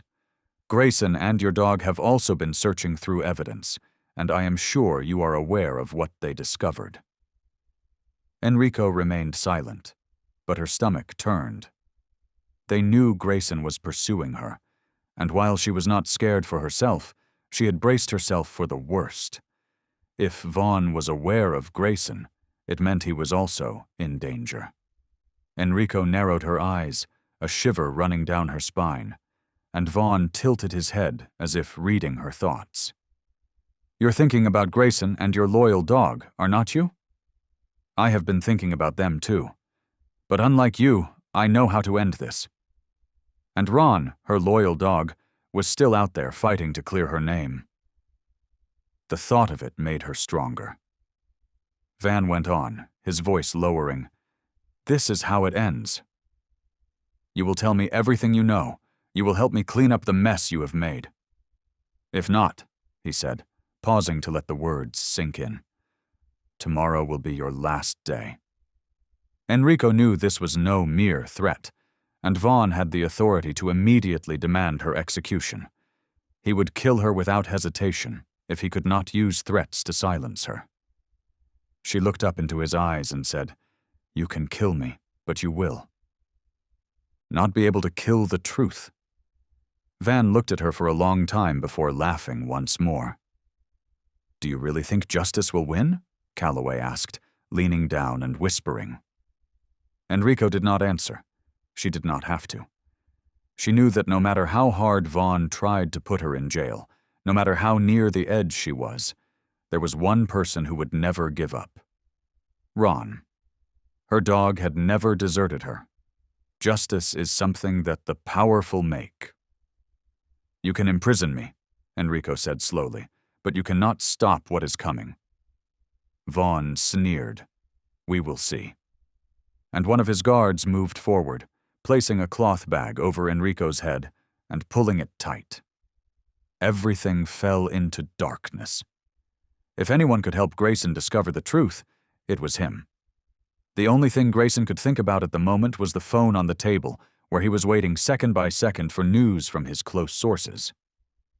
Grayson and Ethan sat in the tiny room that was temporarily used as the central investigation hub, with bulletin boards covered in documents and diagrams connecting important figures within the Black Widow organization. Ethan leaned over the table, his gaze focused on the laptop screen. Enrico had been captured. That much was obvious. But in theory, she should have been returned to the prison and entered into the system as a captured escapee. But for hours there had been no formal announcement about her return. Enrico had not been taken back to prison, so where had they taken her? Grayson clenched his fists, knowing without hesitation that there was only one possible scenario. They had no intention of letting her live. "I checked the inmate tracking system, and there is no sign of Enrico being brought back to the prison. They want to kill her." Ethan abruptly got to his feet, his eyes darkening. He nodded, his voice falling. This time nothing could stop them. If Black Widow were involved, they would not make a mistake. They would kill Enrico as soon as they could. There was no time to think. There was only one person who could help him now, Jake Carter, one of the few police officers he still trusted. Grayson took out his phone and rapidly scrolled through his contacts. After a few rings, a gruff voice said, "Grayson, what is going on this late?" "HPR's not at the prison," bluntly stated Grayson. Jake was not the kind to display emotion readily, but Grayson sensed his hesitancy. "Listen," Jake said, his voice lowering. "I cannot say much over the phone, but I have what you need," Grayson said, gripping the phone tighter. "I need to know where she is. I planted a tracker on Enrico before she was taken, just in case. I did not expect to actually need it." Jake took a deep breath and then whispered, as if he was afraid someone might be listening. Grayson's heart raced. "Do you have the coordinates?" "I do, but we have to move quickly. If I can track her, Vaughn's people can find out what I have done." Jake sighed. "Be careful. We are dealing with people who will not hesitate to kill." Ethan looked at Grayson expectantly. "There is no time to waste." Grayson grabbed his coat and rushed toward the door. "Send me the coordinates now. I will handle the rest." Grayson hung up, and almost instantly a message with the coordinates appeared on his screen. "This isn't a police station, nor an official facility. It's an abandoned industrial area about 30 miles outside the city." Grayson gritted his teeth. "We leave now." Ethan nodded, closed the laptop, and followed Grayson to the car. Grayson was about to open the driver's side door when a soft noise came from behind him. Ethan looked at the phone, then quickly opened the map on his laptop. "I know you want to go," Grayson whispered, "but this could be dangerous." Ron simply stared at him without blinking, as if he realized that nothing could make him change his mind. The dog had heard everything, and when he turned, he saw Ron, standing there with his eyes glowing in the dark and his tail flicking slightly. "You really think you can leave him behind?" Ethan asked, standing next to them with his arms folded. "He senses something is coming." Grayson said nothing, looking down at Ron thoughtfully, and he knew exactly how the dog was feeling. The wound from the last chase was not entirely healed, although it seemed stable on the outside. The most important pieces of evidence in this investigation had all come from Ron, from tracking the criminal's trail to finding a strange piece of material at the crime scene. Everything had his paw prints on it. But more than anyone else, Grayson knew that Ron was not just any ordinary working dog. He did not just obey commands like a regular animal. Instead, he had extraordinary instincts, an intuition that even seasoned officers found difficult to compare with. Ron's keen instincts were not accidental. They had been refined over years of cases, pursuits, and run-ins with criminals. But more than anything, Ron was a devoted warrior, not just a partner. Without him, Grayson and Ethan might still be struggling with disjointed theories, unable to connect the crucial details required to uncover the truth. He was an essential component of the team's very essence. Grayson inhaled deeply. He had seen working dogs like Ron fight to the death to defend their partners. Their devotion was not merely instinctual, it was an unbreakable commitment. Now, despite his incomplete recovery, Ron wanted to join the fight, not because he had the urge to hunt, but because he knew Enrico was in danger. Ron's eyes glowed in the darkness, unflinching, as if waiting for Grayson's final decision, and Grayson knew he could not stop him. He could sense it in a way that humans couldn't. Grayson knelt down and put a hand on Ron's head. The dog's breath was strong and steady, without any trace of fear or worry. He knew deep down that it was true. That part of him wanted Ron to come along, that he trusted him more than anyone else, and that if he left Ron behind, the dog would not sit quietly, but would instead stew in frustration, whining and staring longingly at the door, as if blaming Grayson for leaving him in a crucial battle. With a slight nod, he finally said, "All right, let us go."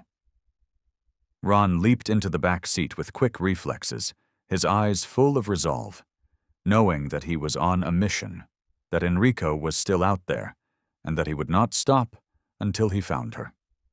The car took off, racing through the night toward the last known location where Enrico had been taken. A race against time had begun, and Grayson vowed that this time he would not leave her to fight alone. Grayson and Ethan drove through the night, closely following the GPS signal that Grayson's trusted police contact had put on Enrico. There was silence on every corner and road, and the atmosphere inside the car was tense, as taut as a stretched wire.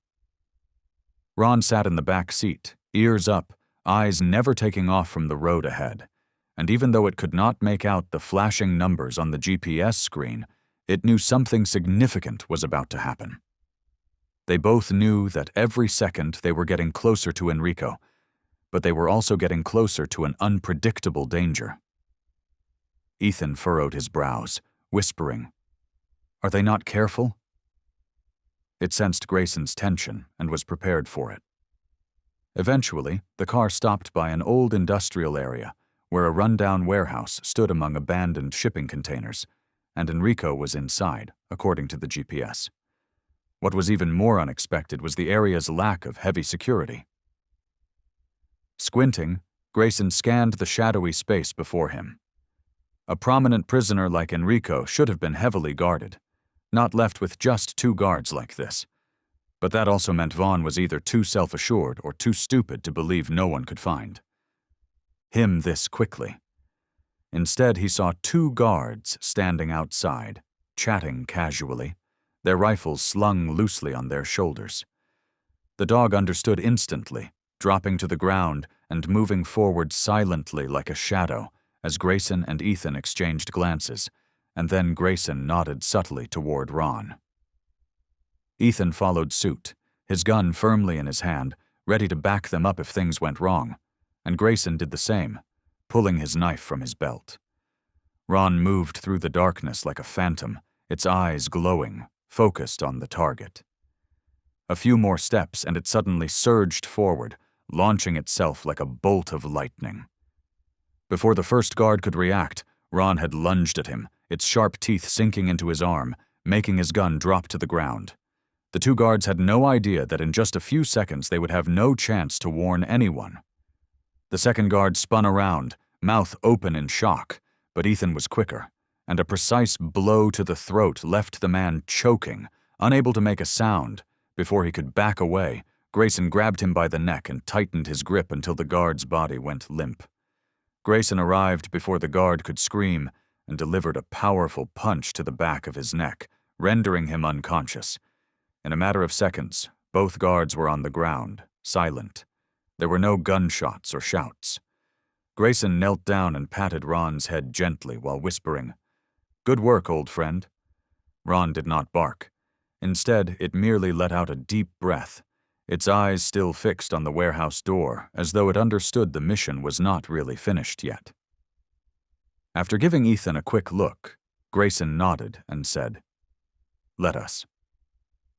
No one else was around, so they disarmed the 2 guards, dragged them carefully into the shadows, and hurried toward the big door. Enrico was still strapped to the chair, her wounds bleeding, but her eyes were still full of unwavering resolve, and she had no idea that the only people she could trust were getting closer than ever, just a few steps away.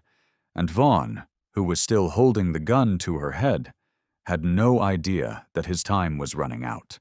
The smell of dampness and old machine oil filled the warehouse, and the dim light from the overhead bulbs flickered, creating twisted shadows on the walls. Enrico was strapped to an old wooden chair, her wrists raw and swollen from the ropes cutting into her skin, and the wound on her forehead was still leaking blood, but her eyes never wavered, and she showed no signs of fear.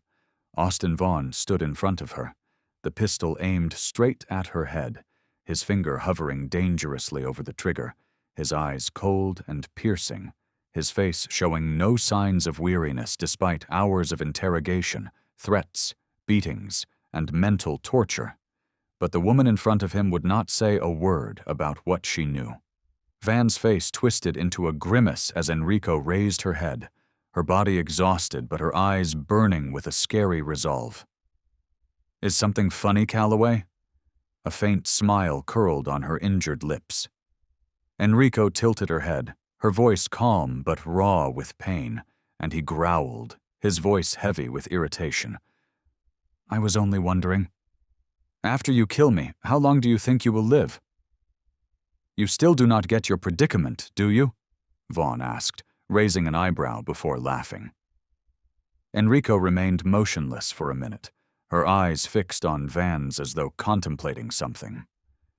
"You have no one. No one out there is looking for you. You have been abandoned," he said, bending down and peering directly into her eyes. Van sneered and turned away. "You mean Grayson? He will not be able to save you, and even if he tries, he will be dead before he ever finds you." Enrico did not say anything, but hope was still burning brightly inside of her. She shook her head and let out a slow exhale. "You are wrong. I know there is one person who will never abandon me. Vaughn sighed, his patience finally giving out. He had expected Enrico to snap after hours of torture, but she continued to stare at him with that same unflinching gaze, as if he were nothing but a failed man, grasping at something meaningless. But the thing that gave her the most comfort was Ron. That dog had never left her side, and she knew that even though he was not here now, somewhere out there, he was fighting to find her. Vaughn smiled and pushed the gun closer to her head, saying, "You know, Calloway, I actually admire your stubbornness." "But this is the end," he said. And as he was about to pull the trigger, a shadow darted forward like lightning, and a high-pitched scream broke the silence as Ron lunged at Vaughn from the side, sinking his sharp teeth into the arm holding the gun. Van struggled desperately to shake Ron off, but the dog would not let go, its teeth buried deep in his arm, blood soaking through his sleeve. Enrico jerked instinctively, but she stayed bound to the chair as Vaughn roared in pain, his grip on the gun faltering as a shot rang out, but it missed its target. The dog slammed hard against the floor, rolling several times before coming to a stop, letting out a low growl but struggling to rise, its eyes glaring at Vaughn in defiance. Grayson and Ethan seized their opportunity as Grayson leapt from his hiding place, brandishing a high-caliber gun aimed directly at Vaughn. He screamed, kicking viciously at Ron, sending the dog flying across the room. "Stop shooting!" In spite of his bloodied arm, Vaughn refused to give up and stumbled to his feet, reaching for the gun that had fallen to the ground. In that moment, despite the pain from both new and old wounds, Ron charged forward once more, this time directly aiming for the gun that Vaughn was frantically attempting to Vaughn, swore, and crawled toward the weapon. But Ron prevented him from reaching it. "Let him." Then, with the force of a trained working dog, Ron jumped and slammed into Van's arm, sending the gun flying out of his reach and skidding across the concrete floor, stopping a few meters away. Then, in an instant, the dog turned, growling, and lunged at Vaughn once more, its teeth sinking into his shoulder and dragging him to the ground. Vaughn screamed in agony, his fists hammering desperately at Ron, but the dog resisted, its front paws holding him down and immobilizing him. Vaughn desperately reached for the knife by his side, but Grayson was quicker, darting forward and kicking Vaughn's hand, sending the knife flying. Then, without hesitation, Grayson lifted the butt of his gun and slammed it hard against Vaughn's temple, causing Van to stumble, his eyes bulging before collapsing, helpless to defend himself. Ron released its hold but remained vigilant, still growling and prepared to strike again if Vaughn moved. There was no way out now. Vaughn staggered back, blood from his shoulder wound, soaking his shirt, knowing it was over. Outside, the police and FBI sirens blared, their flashing lights illuminating the old warehouse. Dozens of agents poured in, encircling the entire area, weapons drawn and ready. With Vaughn's will broken, he could no longer resist, and his wild eyes locked onto Enrico as if trying to memorize her face one last time before being led away. Ethan kicked open the warehouse door and signaled for the agents to move in. Orders rang out sharply, demanding that Vaughn drop his weapon. One officer rushed forward, forcing him to the ground before swiftly securing handcuffs around his wrists. As Enrico sat still in the chair, her body broken and bruised from the constant torture, she had lost the strength to react, but there was still a resolute resolve in her weary eyes. She turned her head to face Vaughn for the last time, and her voice, hoarse but as sharp as a blade, pierced the tense air. Vaughn clenched his teeth but remained silent. He knew it was over for him, but Enrico did not care about him anymore. As the last rope was cut, her tired body fell forward, and Grayson caught her right away, but then she heard a quiet moan from close by. Ron lay a short distance away, his body covered in wounds, his fur matted with blood, but his devoted eyes never left Enrico's. Throughout her captivity, Enrico had feared she would never see her dog again. But now there he was, right before her. Enrico turned, her breath catching in her throat as the sight before her stopped her dead in her tracks. Her voice was faint, hardly more than a whisper, but Ron answered right away, trying to raise his head, his eyes glimmering with worry, to see if she was hurt, then dragging himself closer, his head resting gently on Enrico's lap, the familiar warmth of his presence breaking something inside Enrico. Grayson stood quietly nearby, watching the scene unfold as tears welled up and fell onto Ron's blood-soaked fur. She reached out, trembling, and stroked the matted, bloodied coat, saying, "Old friend, you did so well." Ron was unable to speak, but he waved his tail gently, as if to say he understood. He knew what Enrico and Ron had been through, and he knew that the dog had risked everything to bring her back. This was more than just a reunion. It was evidence of an unbreakable loyalty. Ethan came by, kneeling next to Ron to examine his wounds, and mumbled, "He has lost a lot of blood. We need to get him to a vet immediately." Enrico took a deep breath, trying to calm her feelings, and Grayson nodded but remained motionless, focusing on Enrico and the way her hands were still shaking as they rested on Ron's back. He knew what Enrico was feeling, that even though the world was turning its back on her, there was still one person who would never leave her. "You saved me," she whispered. "You have always found me first." Ron let out a soft breath, pressing his head against her hand, and Grayson knelt next to her, resting a comforting hand on her shoulder. She put her hand on Ron's head, caressing him as she always had, when he had done his job well.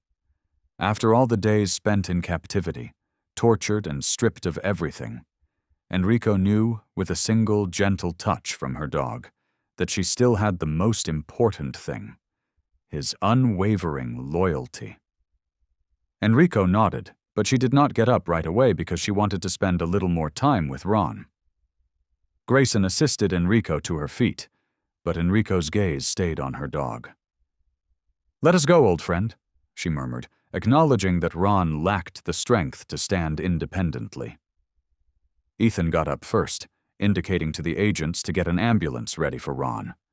But he was able to take a few cautious steps with Grayson's assistance. Despite the discomfort of every movement, he never took his eyes from Enrico. He had located her. His mission was accomplished. The lights of the FBI and police cars were still blazing outside, but Enrico and Ron were the center of attention now. Everyone knew what they had just seen, yet nobody said a word. It was more than just a rescue. It was a tale of devotion, the enduring connection between a lady and a creature that had put itself in danger to defend its loved one. The FBI conducted a thorough investigation to dismantle the entire Black Widow group following Vaughn's arrest. Raids were ongoing in various locations, including clandestine commercial fronts and hidden bases. Several new names surfaced after a detailed review of the organization's communication and financial records. Agents pursued the trail, searching every nook and cranny to expose all those involved. Enrico was unable to sense the warmth of the bright sunlight outside the hospital. Her earlier wounds were still healing as she lay in the hospital bed, with her arm bandaged. Her thoughts, however, were elsewhere. The FBI was carrying out the biggest raid she had ever. Seen out there. This campaign targeted individuals who had attempted to manipulate justice and exploit the system for their own personal gain. It drew them into the light, one by one. They discovered and dismantled the covert Black Widow bases. All secret bank accounts and illegal funds sent through black market methods were promptly located and frozen. Those who thought they could escape were handcuffed and put in police cars. The corrupt officers believed they were protected by the organization's shadow. With every report transmitted back to the command center, the Special Task Force put forth endless effort. The number of arrests also increased alongside the efforts of the Special Task Force. Enrico was aware that the legal system has not really had a chance against such a strong subterranean force in years. At one point, she believed she would not survive to witness this day. However, one thing was more important than all of that. She had freedom. Early one morning, she received the news. An agent, with a faint smile on his face and a heavy file, walked into her hospital room. "I believe you will want to hear this directly from us, Miss Calloway. You've been completely exonerated. The evidence from Vaughn's arrest, together with the papers acquired during the Black Widow raid, indicates that you had no participation in any of the murders. You were the victim of a masterfully constructed plot, and now you are free." Enrico did not experience the happiness right away. After waiting so long for this moment, she felt empty now that it had come. To find the truth, she had run, struggled, and suffered emotional and physical injuries. She was unsure of what to do next. Then, amidst the confusion, one idea emerged. "Where is Ron?" Her eyes flashed with worry as she spoke. "What is up with him?" After a little pause, the agent responded. "After the rescue, we took him to a veterinarian. Despite his severe injuries, the dog has recovered from the critical stage. They are still watching him." Enrico was unable to wait much longer. Even though her body was still hurting from the bruising, she threw off the blanket. Enrico's hand was firmly on the doorframe as she stood at the entrance of the treatment room, staring at her devoted dog, who was lying still on the medical bed. Ron has white bandages wrapped around his front legs and shoulders. There were wounds all over his body, and dried blood stained his rich brown fur. They were all reminders of the fight he had waged for her. Her throat constricted. Despite her prior experience of seeing Ron hurt during perilous missions, she had never witnessed him in this state. Still vibrant, but weak and worn out. The sound of her footsteps reverberated in the silent room. Ron's eyes slowly opened, and his ears pricked as Enrico drew closer. His deep, familiar glance conveyed his steadfast devotion. He emitted a low moan as the pain prevented him from raising his head. Enrico crouched down next to him right away, her shaky hand reaching out to stroke his fur. She said, "Hey, boy," in an emotionally charged voice. Ron groaned softly and then attempted to rise slightly, sniffing Enrico's hand as if to confirm that she was truly present and safe. Feeling his familiar warmth, she bit her lip, and everything around her seems to vanish for a second. Standing with his arms folded and leaning against the wall, Grayson watched in silence. Nobody knew Enrico as well as he did. He was also aware that she was observing more than a working dog with an injury. She was staring at a friend who had stood by her side while everyone else had turned their backs on her. "You must have heard of his actions." Grayson raised his voice softly. Enrico nodded slightly but continued to stare at Ron. "I do not know the specifics, but I know he saved me." With a sigh, Grayson moved to the chair next to the bed and took a seat. "Ron never left my side after taking you away. He did not sleep or eat. He seemed to be waiting for you to return since he was constantly staring toward the door. When Ethan and I found out Black Widow still wanted to kill you, Ron was the first to notice we were being followed."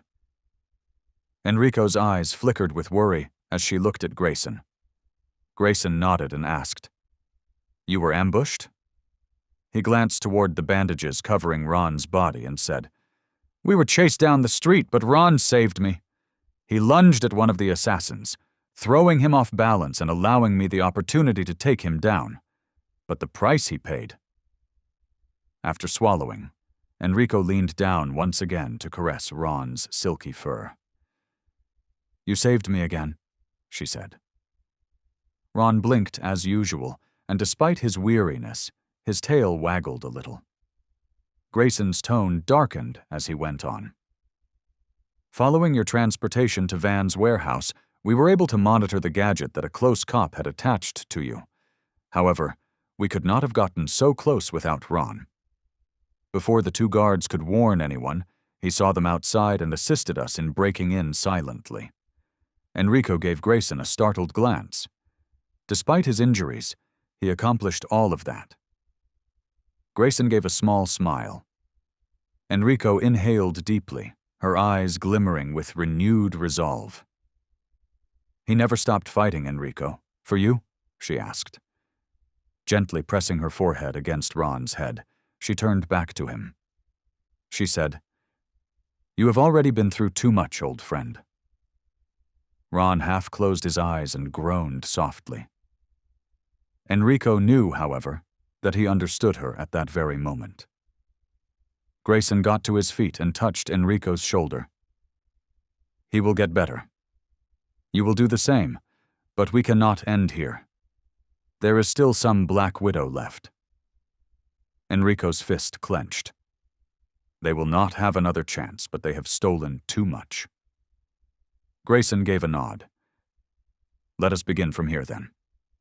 And we will not allow them to retaliate this time." Enrico gave Ron a final glance. The fact that she and Ron had reunited here and now, even though she knew the war was far from done, was enough to keep her going. Enrico felt as though she was reliving every minute of the past as the memories came flooding back. Vivid.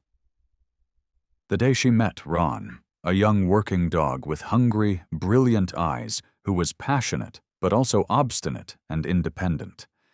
Enrico believed that teaching Ron would be extremely challenging because the dog was stubborn and strong-willed, but what she did not anticipate was that Ron would wind up becoming her only family member, not just a companion. She recalled their very first visit to a crime site. Although Ron was not yet completely used to actual combat scenarios, he picked things up rapidly and was able to adjust and respond more swiftly than any of Enrico's teammates. She remembered vividly the day Ron first showed off his extraordinary abilities at a cocaine arrest. As the group neared the abandoned structure, Ron growled and violently tugged at his leash. Enrico sensed a problem and gave the players the order to switch positions right away. A few seconds later, a criminal with a knife in his hand came out of a concealed corner. However, Ron swiftly advanced before the criminal could approach, instantly dispatching him. Working dog with a remarkable protective sense. Enrico grinned as she thought back to the difficult training days, the early field runs, and the several times they rehearsed in mock scenario drills. Not everything had gone as planned. She recalled how many times Ron had tried to jump over the high obstacle wall, but had failed. He simply stood there looking at her, then averted his gaze as if to object. Enrico needed to exercise patience by calmly sitting next to him, giving him a pat, and gradually boosting his confidence. Then, one sweltering afternoon, Ron suddenly pulled himself together and jumped over the wall, surprising Enrico. She became aware of something at that very time. She was not merely teaching Ron. He also needed her to trust him and be with him. Enrico's gaze lowered to her hand on Ron's back. She felt at ease because she was accustomed to the sensation of his thick fur. Numerous times this dog had saved her life. The day Ron put his life in danger to save her from an ambush, however, might be the memory she would never forget. They were pursuing a dangerous assassin at the time, a man who had committed several heinous killings. Enrico felt apprehensive as they got closer to an abandoned warehouse, but she was unable to back down. She froze when Ron barked loudly and tugged with great force on the leash. A flurry of gunfire rained down on the area where she had been about to step in the next instant. Had it not been for Ron, she would not have survived. Enrico realized then that her relationship with Ron was more than just a handler-working dog relationship. Something more profound. An unwavering devotion. Enrico's head bowed, her chest constricted as she recalled the days she had spent behind bars, tortured psychologically and physically, and abandoned by society. However, one creature remained constant despite everyone's disregard for her and the distortion of justice. Ron. He had trusted her when no one else did, and he did not only fight for her, She might not have been able to stand here and breathe the freedom without Ron. Enrico said, "Sorry for making you worry," in a voice that was emotional and tired. Ron let out a low whine, trying to nudge closer, pressing his head into Enrico's palm. She knew Ron did not need an apology. To him, she had never been at fault. No matter how the world turned against her, no matter how she was judged, hunted, or falsely accused, Ron had always trusted her completely. That was what made their bond more special than anything else, she said. Grayson stood quietly by the door, watching silently. His eyes softened as he watched this moment. He had worked with many K-9 units and seen many excellent working dogs, but he had never met a dog quite like Ron. She caressed him gently, felt his warm breath against her skin. That alone was enough to ease the wounds in her heart. Absolute devotion and an unbreakable bond were things that could not be taught or coerced. Enrico sat for a long time, her hand never leaving Ron's, listening to his steady breathing, knowing that her battle was far from over and that many wrongs still needed to be written. She had lost everything, including her career, reputation, and faith in justice. But at least now she knew she was not alone. Ron was still there, and his presence reminded her to keep fighting, not just for herself, but also for those who couldn't defend themselves. Harbor inhaled deeply, lightly touched the top of Ron's head, and whispered, "We will not let them get away, old friend." Marvin Harrington, a senior police officer with extensive connections and a thorough understanding of the workings of the investigative system, managed to evade detection despite the arrest and exposure of all the names connected to the Black Widow organization. During his tenure at the police department, Harrington had surreptitiously shielded Black Widow from earlier investigations by falsifying evidence and removing threats to the organization. Not only was he an accomplice to the crime, but he was part of the machinery itself, a shadowy figure who controlled everything like a deft puppeteer, knowing exactly what he had to do to stay out of the spotlight, thanks to his understanding of the investigative process. When the FBI raided Harrington's home, they discovered an empty apartment. Harrington had prepared ahead of time, knowing that he would be the next target the moment Vaughn fell, and the computers were completely destroyed, the documents burned to ashes, and there were no traces left, as if he had never lived there. A few of his secret bank accounts were frozen, but the money had been withdrawn not long before. Grayson felt uneasy because a man like him would not just run, instead he would plan, find a way to hide, or even try a counterattack. But even more suspicious was the way he disappeared. The last pictures obtained by the police from security cameras showed him leaving the house, appearing to be a completely different person. He had a middle-aged stranger's face instead of Marvin Harrington's, one that was not in any identification records and showed no signs of a hastily performed plastic surgery. And Grayson realized that Harrington had used a biological polymer mask, the same technology Black Widow had used to frame Enrico. In addition to manipulating Enrico's case, he had also used that same technology to conceal his own identity, which no one had expected of a man who could adopt any face and blend in with the crowd without anyone noticing, making the search for Harrington more difficult than ever. How could they possibly find him among millions of people if he could change his appearance in an instant? The FBI searched everywhere in the days that followed. Ron, with the instincts of a trained K-9, took the initiative while the FBI stepped up their investigation because he left no trace, did not use his old identity, and did not contact anyone within the organization. However, Grayson did not think Harrington could just disappear. A man like him would not just withdraw. He still had plans and a purpose, and the most crucial question was whether Harrington was running or still there, waiting for an opportunity. Even though his injuries had not fully healed, he remained close to Enrico, always on high alertness.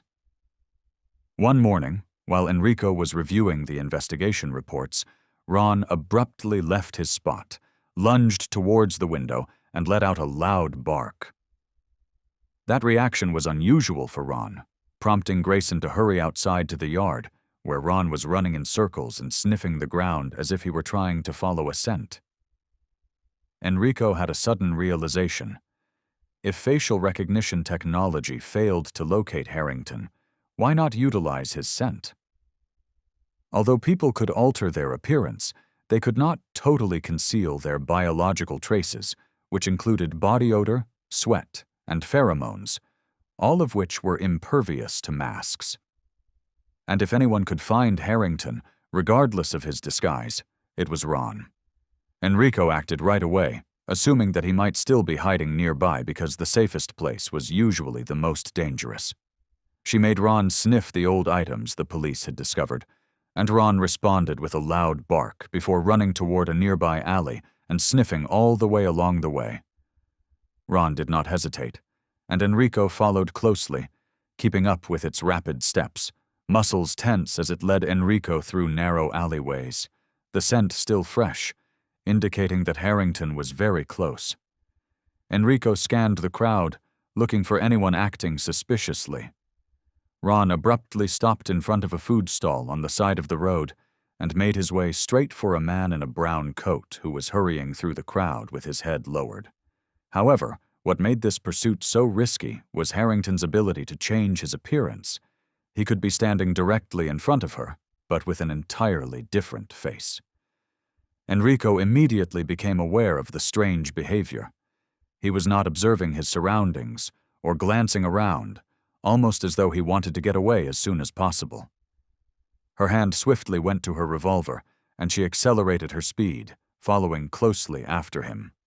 "Stop!"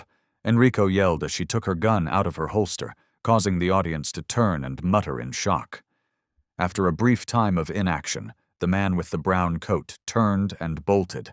"Ron! Stop!" gave the order, and Ron immediately shot ahead like an arrow, causing the market to erupt in turmoil as people yelled and scurried to avoid the big dog that was pursuing the fugitive through the aisles.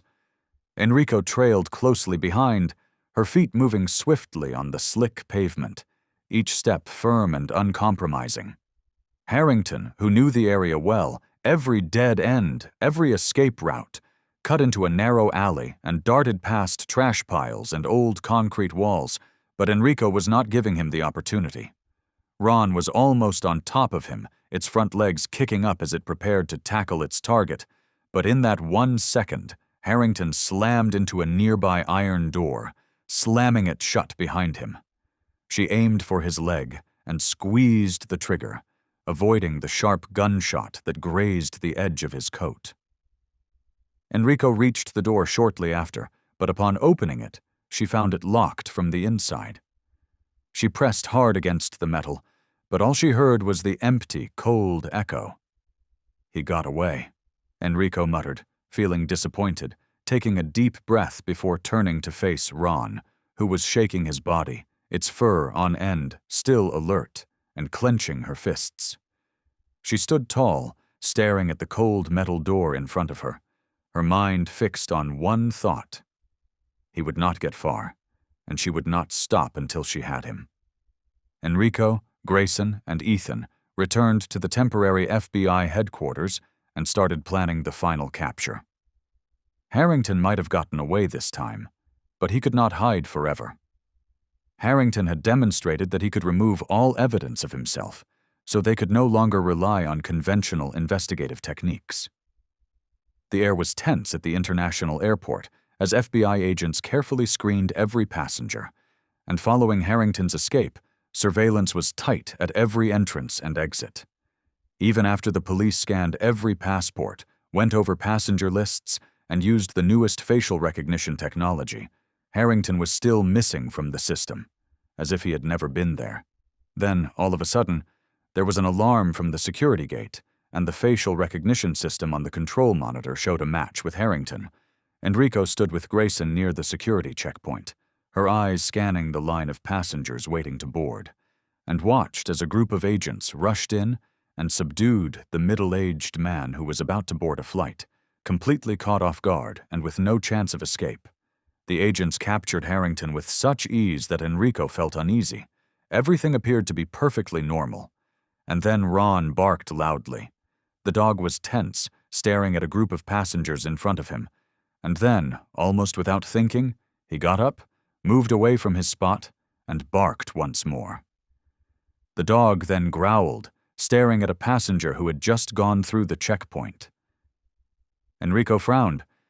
It was a middle-aged man, well-dressed and utterly unremarkable. He had passed the facial recognition scan without any problems, but as soon as he stepped into the waiting room, Ron's body tensed up like a bowstring being pulled taut, and the dog yanked on his leash, barking loudly, startling everyone around them. Ron had never acted in such a way without cause. She looked at Grayson, and they both looked at the man about whom Ron was obsessed. He walked normally at first, but a few seconds later, as if he could sense their attention, his steps became unnatural, and he unconsciously adjusted his collar, glanced at the information desk, and quickened his pace. Enrico thought to herself, "This does not feel right." If he were really just a regular passenger, why was he acting so nervous? As Enrico and Grayson were getting ready to act, Ron lunged forward, straight for the man, and Enrico was startled but too late to stop him. The dog jumped, hitting the man hard with his front paws, causing him to stumble.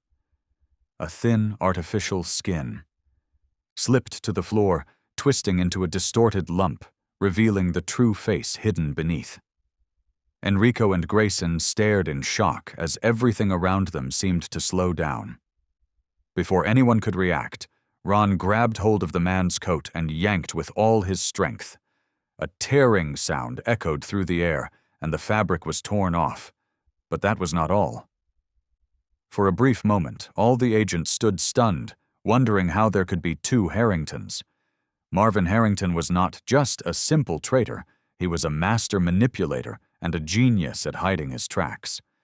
Knowing that the FBI would be concentrating on verifying each passenger's identity at the airport, he had come up with a cunning plan to deceive them, using a decoy to disguise himself. The individual apprehended at the checkpoint looked strikingly similar to Harrington, and when the facial recognition system scanned him, the results matched exactly, setting off an instant security alert. As the agents were busy processing the suspect and confirming his identity, he changed his appearance with a biopolymer mask, blending in with the crowd and avoiding detection as he passed through the security gate. He did not have to run or use force. Instead, he took advantage of the system he had previously worked for, a system he knew all too well, with all its flaws. His plan was perfect until Ron exposed him, at which point Harrington turned to run without hesitation, but before he could go very far, a gunshot took place. Harrington screamed in rage, but there was no way out when an FBI agent's bullet pierced his calf, causing him to stumble and fall to the ground. Grayson hurried forward, pinning him down as other agents surrounded them. Enrico came over, squatting to retrieve the biopolymer mask from the floor, her eyes narrowing as she gazed at it. This technology, which had once been used to frame her, was now the very thing that revealed the mastermind. Ron stood next to Enrico, his tail waving gently, his gaze focused on the traitor on the ground. The dog had finally accomplished his task, and once more, Austin Vaughn and Marvin Harrington had developed a flawless system of power manipulation over many years. They were not just bribers or involved in shady activities. They were two vital connections that allowed Black Widow, a professional assassin organization, to flourish and survive without anyone interfering. Vaughn and Harrington, as covert operatives, executed everything flawlessly, from contracts for political assassinations to cover-up eliminations. Black Widow consistently demonstrated expertise in tidying up the crime scene and manipulating evidence to refocus the investigation on an innocent individual or a carefully selected scapegoat. Their system was so complex that even top-tier investigative agencies could not find it. As a senior inspector with the police department, Harrington was in charge of legalizing all the reports, making sure that all traces led to conclusions that were in their favor. Their only and most serious error was selecting Enrico Calloway as the sacrificial pawn. Over the years, Vaughn maintained strict control by making sure that sensitive cases were always in his hands. When Vaughn's superiors at Black Widow ordered him to kill Brandon Miller because he had secrets that could destroy the entire system, he immediately looked for a scapegoat, someone with a spotless record, someone powerful enough to persuade the public that she was the true culprit, and Enrico was the ideal candidate. Not only was Enrico an accomplished detective, but she also had a strong moral code, which ironically made her a pain in the side of Vaughn and Harrington, who knew that if Enrico kept investigating unsolved cases, she would eventually find out the truth about what was actually happening in the police system. So, they were going to kill her before she could do that. Vaughn had. Black Widow used biopolymer mask technology to create a perfect replica of Enrico, and when a killer wearing the mask appeared on security cameras at the Brandon Miller crime scene, it provided undeniable evidence. Harrington made sure that every forensic result supported their made-up theory. The case included Enrico's fingerprints on the gun, fabricated witnesses, and was so well planned that it left no room for doubt. They believed Enrico would be powerless to resist. But they were wrong about Ron. If Enrico was a good cop with keen instincts, Ron was a working dog with intelligence and loyalty like no other, not just a dog obeying orders. It was a being that could sense things that humans could not. Ron showed odd behavior as soon as Enrico was arrested, refusing to work, ceasing to eat, and continuing to look for her. When Grayson took him in, Ron continued to lead him to important hints, one by one, revealing the plot that Vaughn and Harrington had planned. Black Widow's plans started to fall apart because of Ron's perseverance. The dog had sniffed out a piece of the biopolymer mask, proving that Enrico was not the real murderer. Ron had saved Grayson during pursuits and assisted him in finding the biomask printing warehouse where Black Widow had created false identities for their killers. The biggest mistake Vaughn and Harrington made was not manipulating the police system or working with Black Widow, but rather believing that a dog could not change the course of the war. Most significantly, Ron was the one who caught Harrington when he attempted to flee at the airport by posing as a normal passenger. He had once believed he could control everything, including witnesses, evidence, and even the legal system, but he could not control a creature that was completely loyal to its owner. Harrington panicked when he was discovered because he could not believe a dog had exposed him. He knew it was over when the FBI agent's bullet tore through his calf, when he fell to the ground, and when he saw Enrico staring at him with icy, piercing eyes from a distance. The system that Vaughn and Harrington had built over the years had now fallen apart completely, and Enrico and Ron stood there watching Vaughn being taken away like a criminal. Vaughn was arrested soon after, and as he was dragged out of the warehouse, his eyes still glowed with rage, but he no longer had the confidence or power he once possessed. Financial records were made public. Those who had once manipulated justice were now facing the same penalties they had used to condemn the innocent. Enrico was finally exonerated. Black Widow had no protection, and important members of the organization were being arrested one by one in the FBI's sweeping campaign. More than simply being free again, though, she knew that without Ron, she would never have survived to this day. It was this dog that had stood by her side and never lost faith in her, even when the world turned its back on her. Ron groaned softly as she knelt down to caress his head, his eyes brightening with joy. "You saved me again, old friend." She smiled, her voice full of gratitude. The verdict was handed down. Austin Vaughn stood at the witness stand in front of dozens of people in the federal court, his voice shaking as he confessed to all his crimes. His testimony, along with the evidence gathered from the investigation, revealed the entire Black Widow network, a professional assassin organization that had manipulated the legal system. Once one of the law's defenders, Marvin Harrington was now on trial, and with nothing left to argue, he bowed his head as the life sentence was read, bringing an end to his days of working in the background and controlling everything. The courtroom was filled with whispers as the sentence was read. The fact that justice had been done, however, was more significant. Enrico stood quietly outside the courthouse, staring up at the sky as sunlight filtered through the trees and reflected on the dew-still wet asphalt street. She had finally been granted her freedom, free from suspicion, accusations, and unfair imprisonment. Grayson walked up beside her and nodded. "We did it," he said, his voice not loud enough for Enrico to understand. But it was clear that those months had left their mark on her mind, and she had nearly lost everything if it were not for those who had supported her through the end.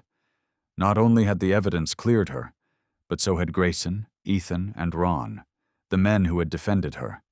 And Ron, the faithful dog who had been by her side from the start, was now beside Enrico, his head cocked slightly, as if he could hear every breath she took. The old wounds had healed, but the scars of the battle were still like medals of honor. The FBI continued to sift through the remains of Black Widow, but its system had been utterly demolished. The masterminds apprehended, classified documents confiscated, every plan exposed to the light, and Ron had always been her most faithful protector, not just with. This strength came with an unspoken understanding that only those who were truly connected could sense. They were both promoted. Enrico became the captain of a special investigative unit where she could use her experience to stop dangerous conspiracies before they happened, and Grayson and Enrico were both given the Medal of Courage, a prestigious award for officers who had made significant contributions to the protection of justice. Nobody could control the world from the shadows anymore. While Ron, the most devoted and courageous dog, became an icon, the media praised him as a four-legged hero, and his image appeared on national news. Grayson, with his keen intellect and decisiveness, was assigned to lead a specialized team to hunt down dangerous criminal organizations. A special medal was given to Ron, and when Enrico leaned down to put it around his neck, he groaned softly and nuzzled her, as if he understood the pride everyone felt for him. On the day Ron was honored, hundreds of officers and citizens attended the ceremony, and an animal protection organization even adopted his image as their symbol, honoring the role of canine units in law enforcement. That day's sky was clear, the sunlight softly stretching across the square where the ceremony took place, and Enrico looked at Grayson without saying a word, and they understood each other's thoughts. They had faced obstacles together, fought for the truth side by side, and now, standing among those who were honoring them, she knew it had all been worth it. Sometimes, betrayal doesn't come from strangers. It comes from those we once trusted most, and the damage it leaves behind isn't always visible. For Enrico Calloway, being falsely accused wasn't just about clearing her name. It was about surviving a storm she never saw coming. But in the midst of doubt, pain, and injustice, one soul never turned away. Ron, her loyal companion, whose devotion cut through every lie. If you've ever been accused of something you didn't do, maybe your partner suspected you of cheating. Maybe friends turned their backs without asking for the truth, or maybe someone spreads a lie that costs you everything. Just know this: you are not alone. In moments like these, stay grounded. Document what matters. Speak only when you're ready and to the right people. Seek legal advice if needed. And above all, protect your peace, especially if your children are watching. Sometimes silence has a greater impact than defending yourself.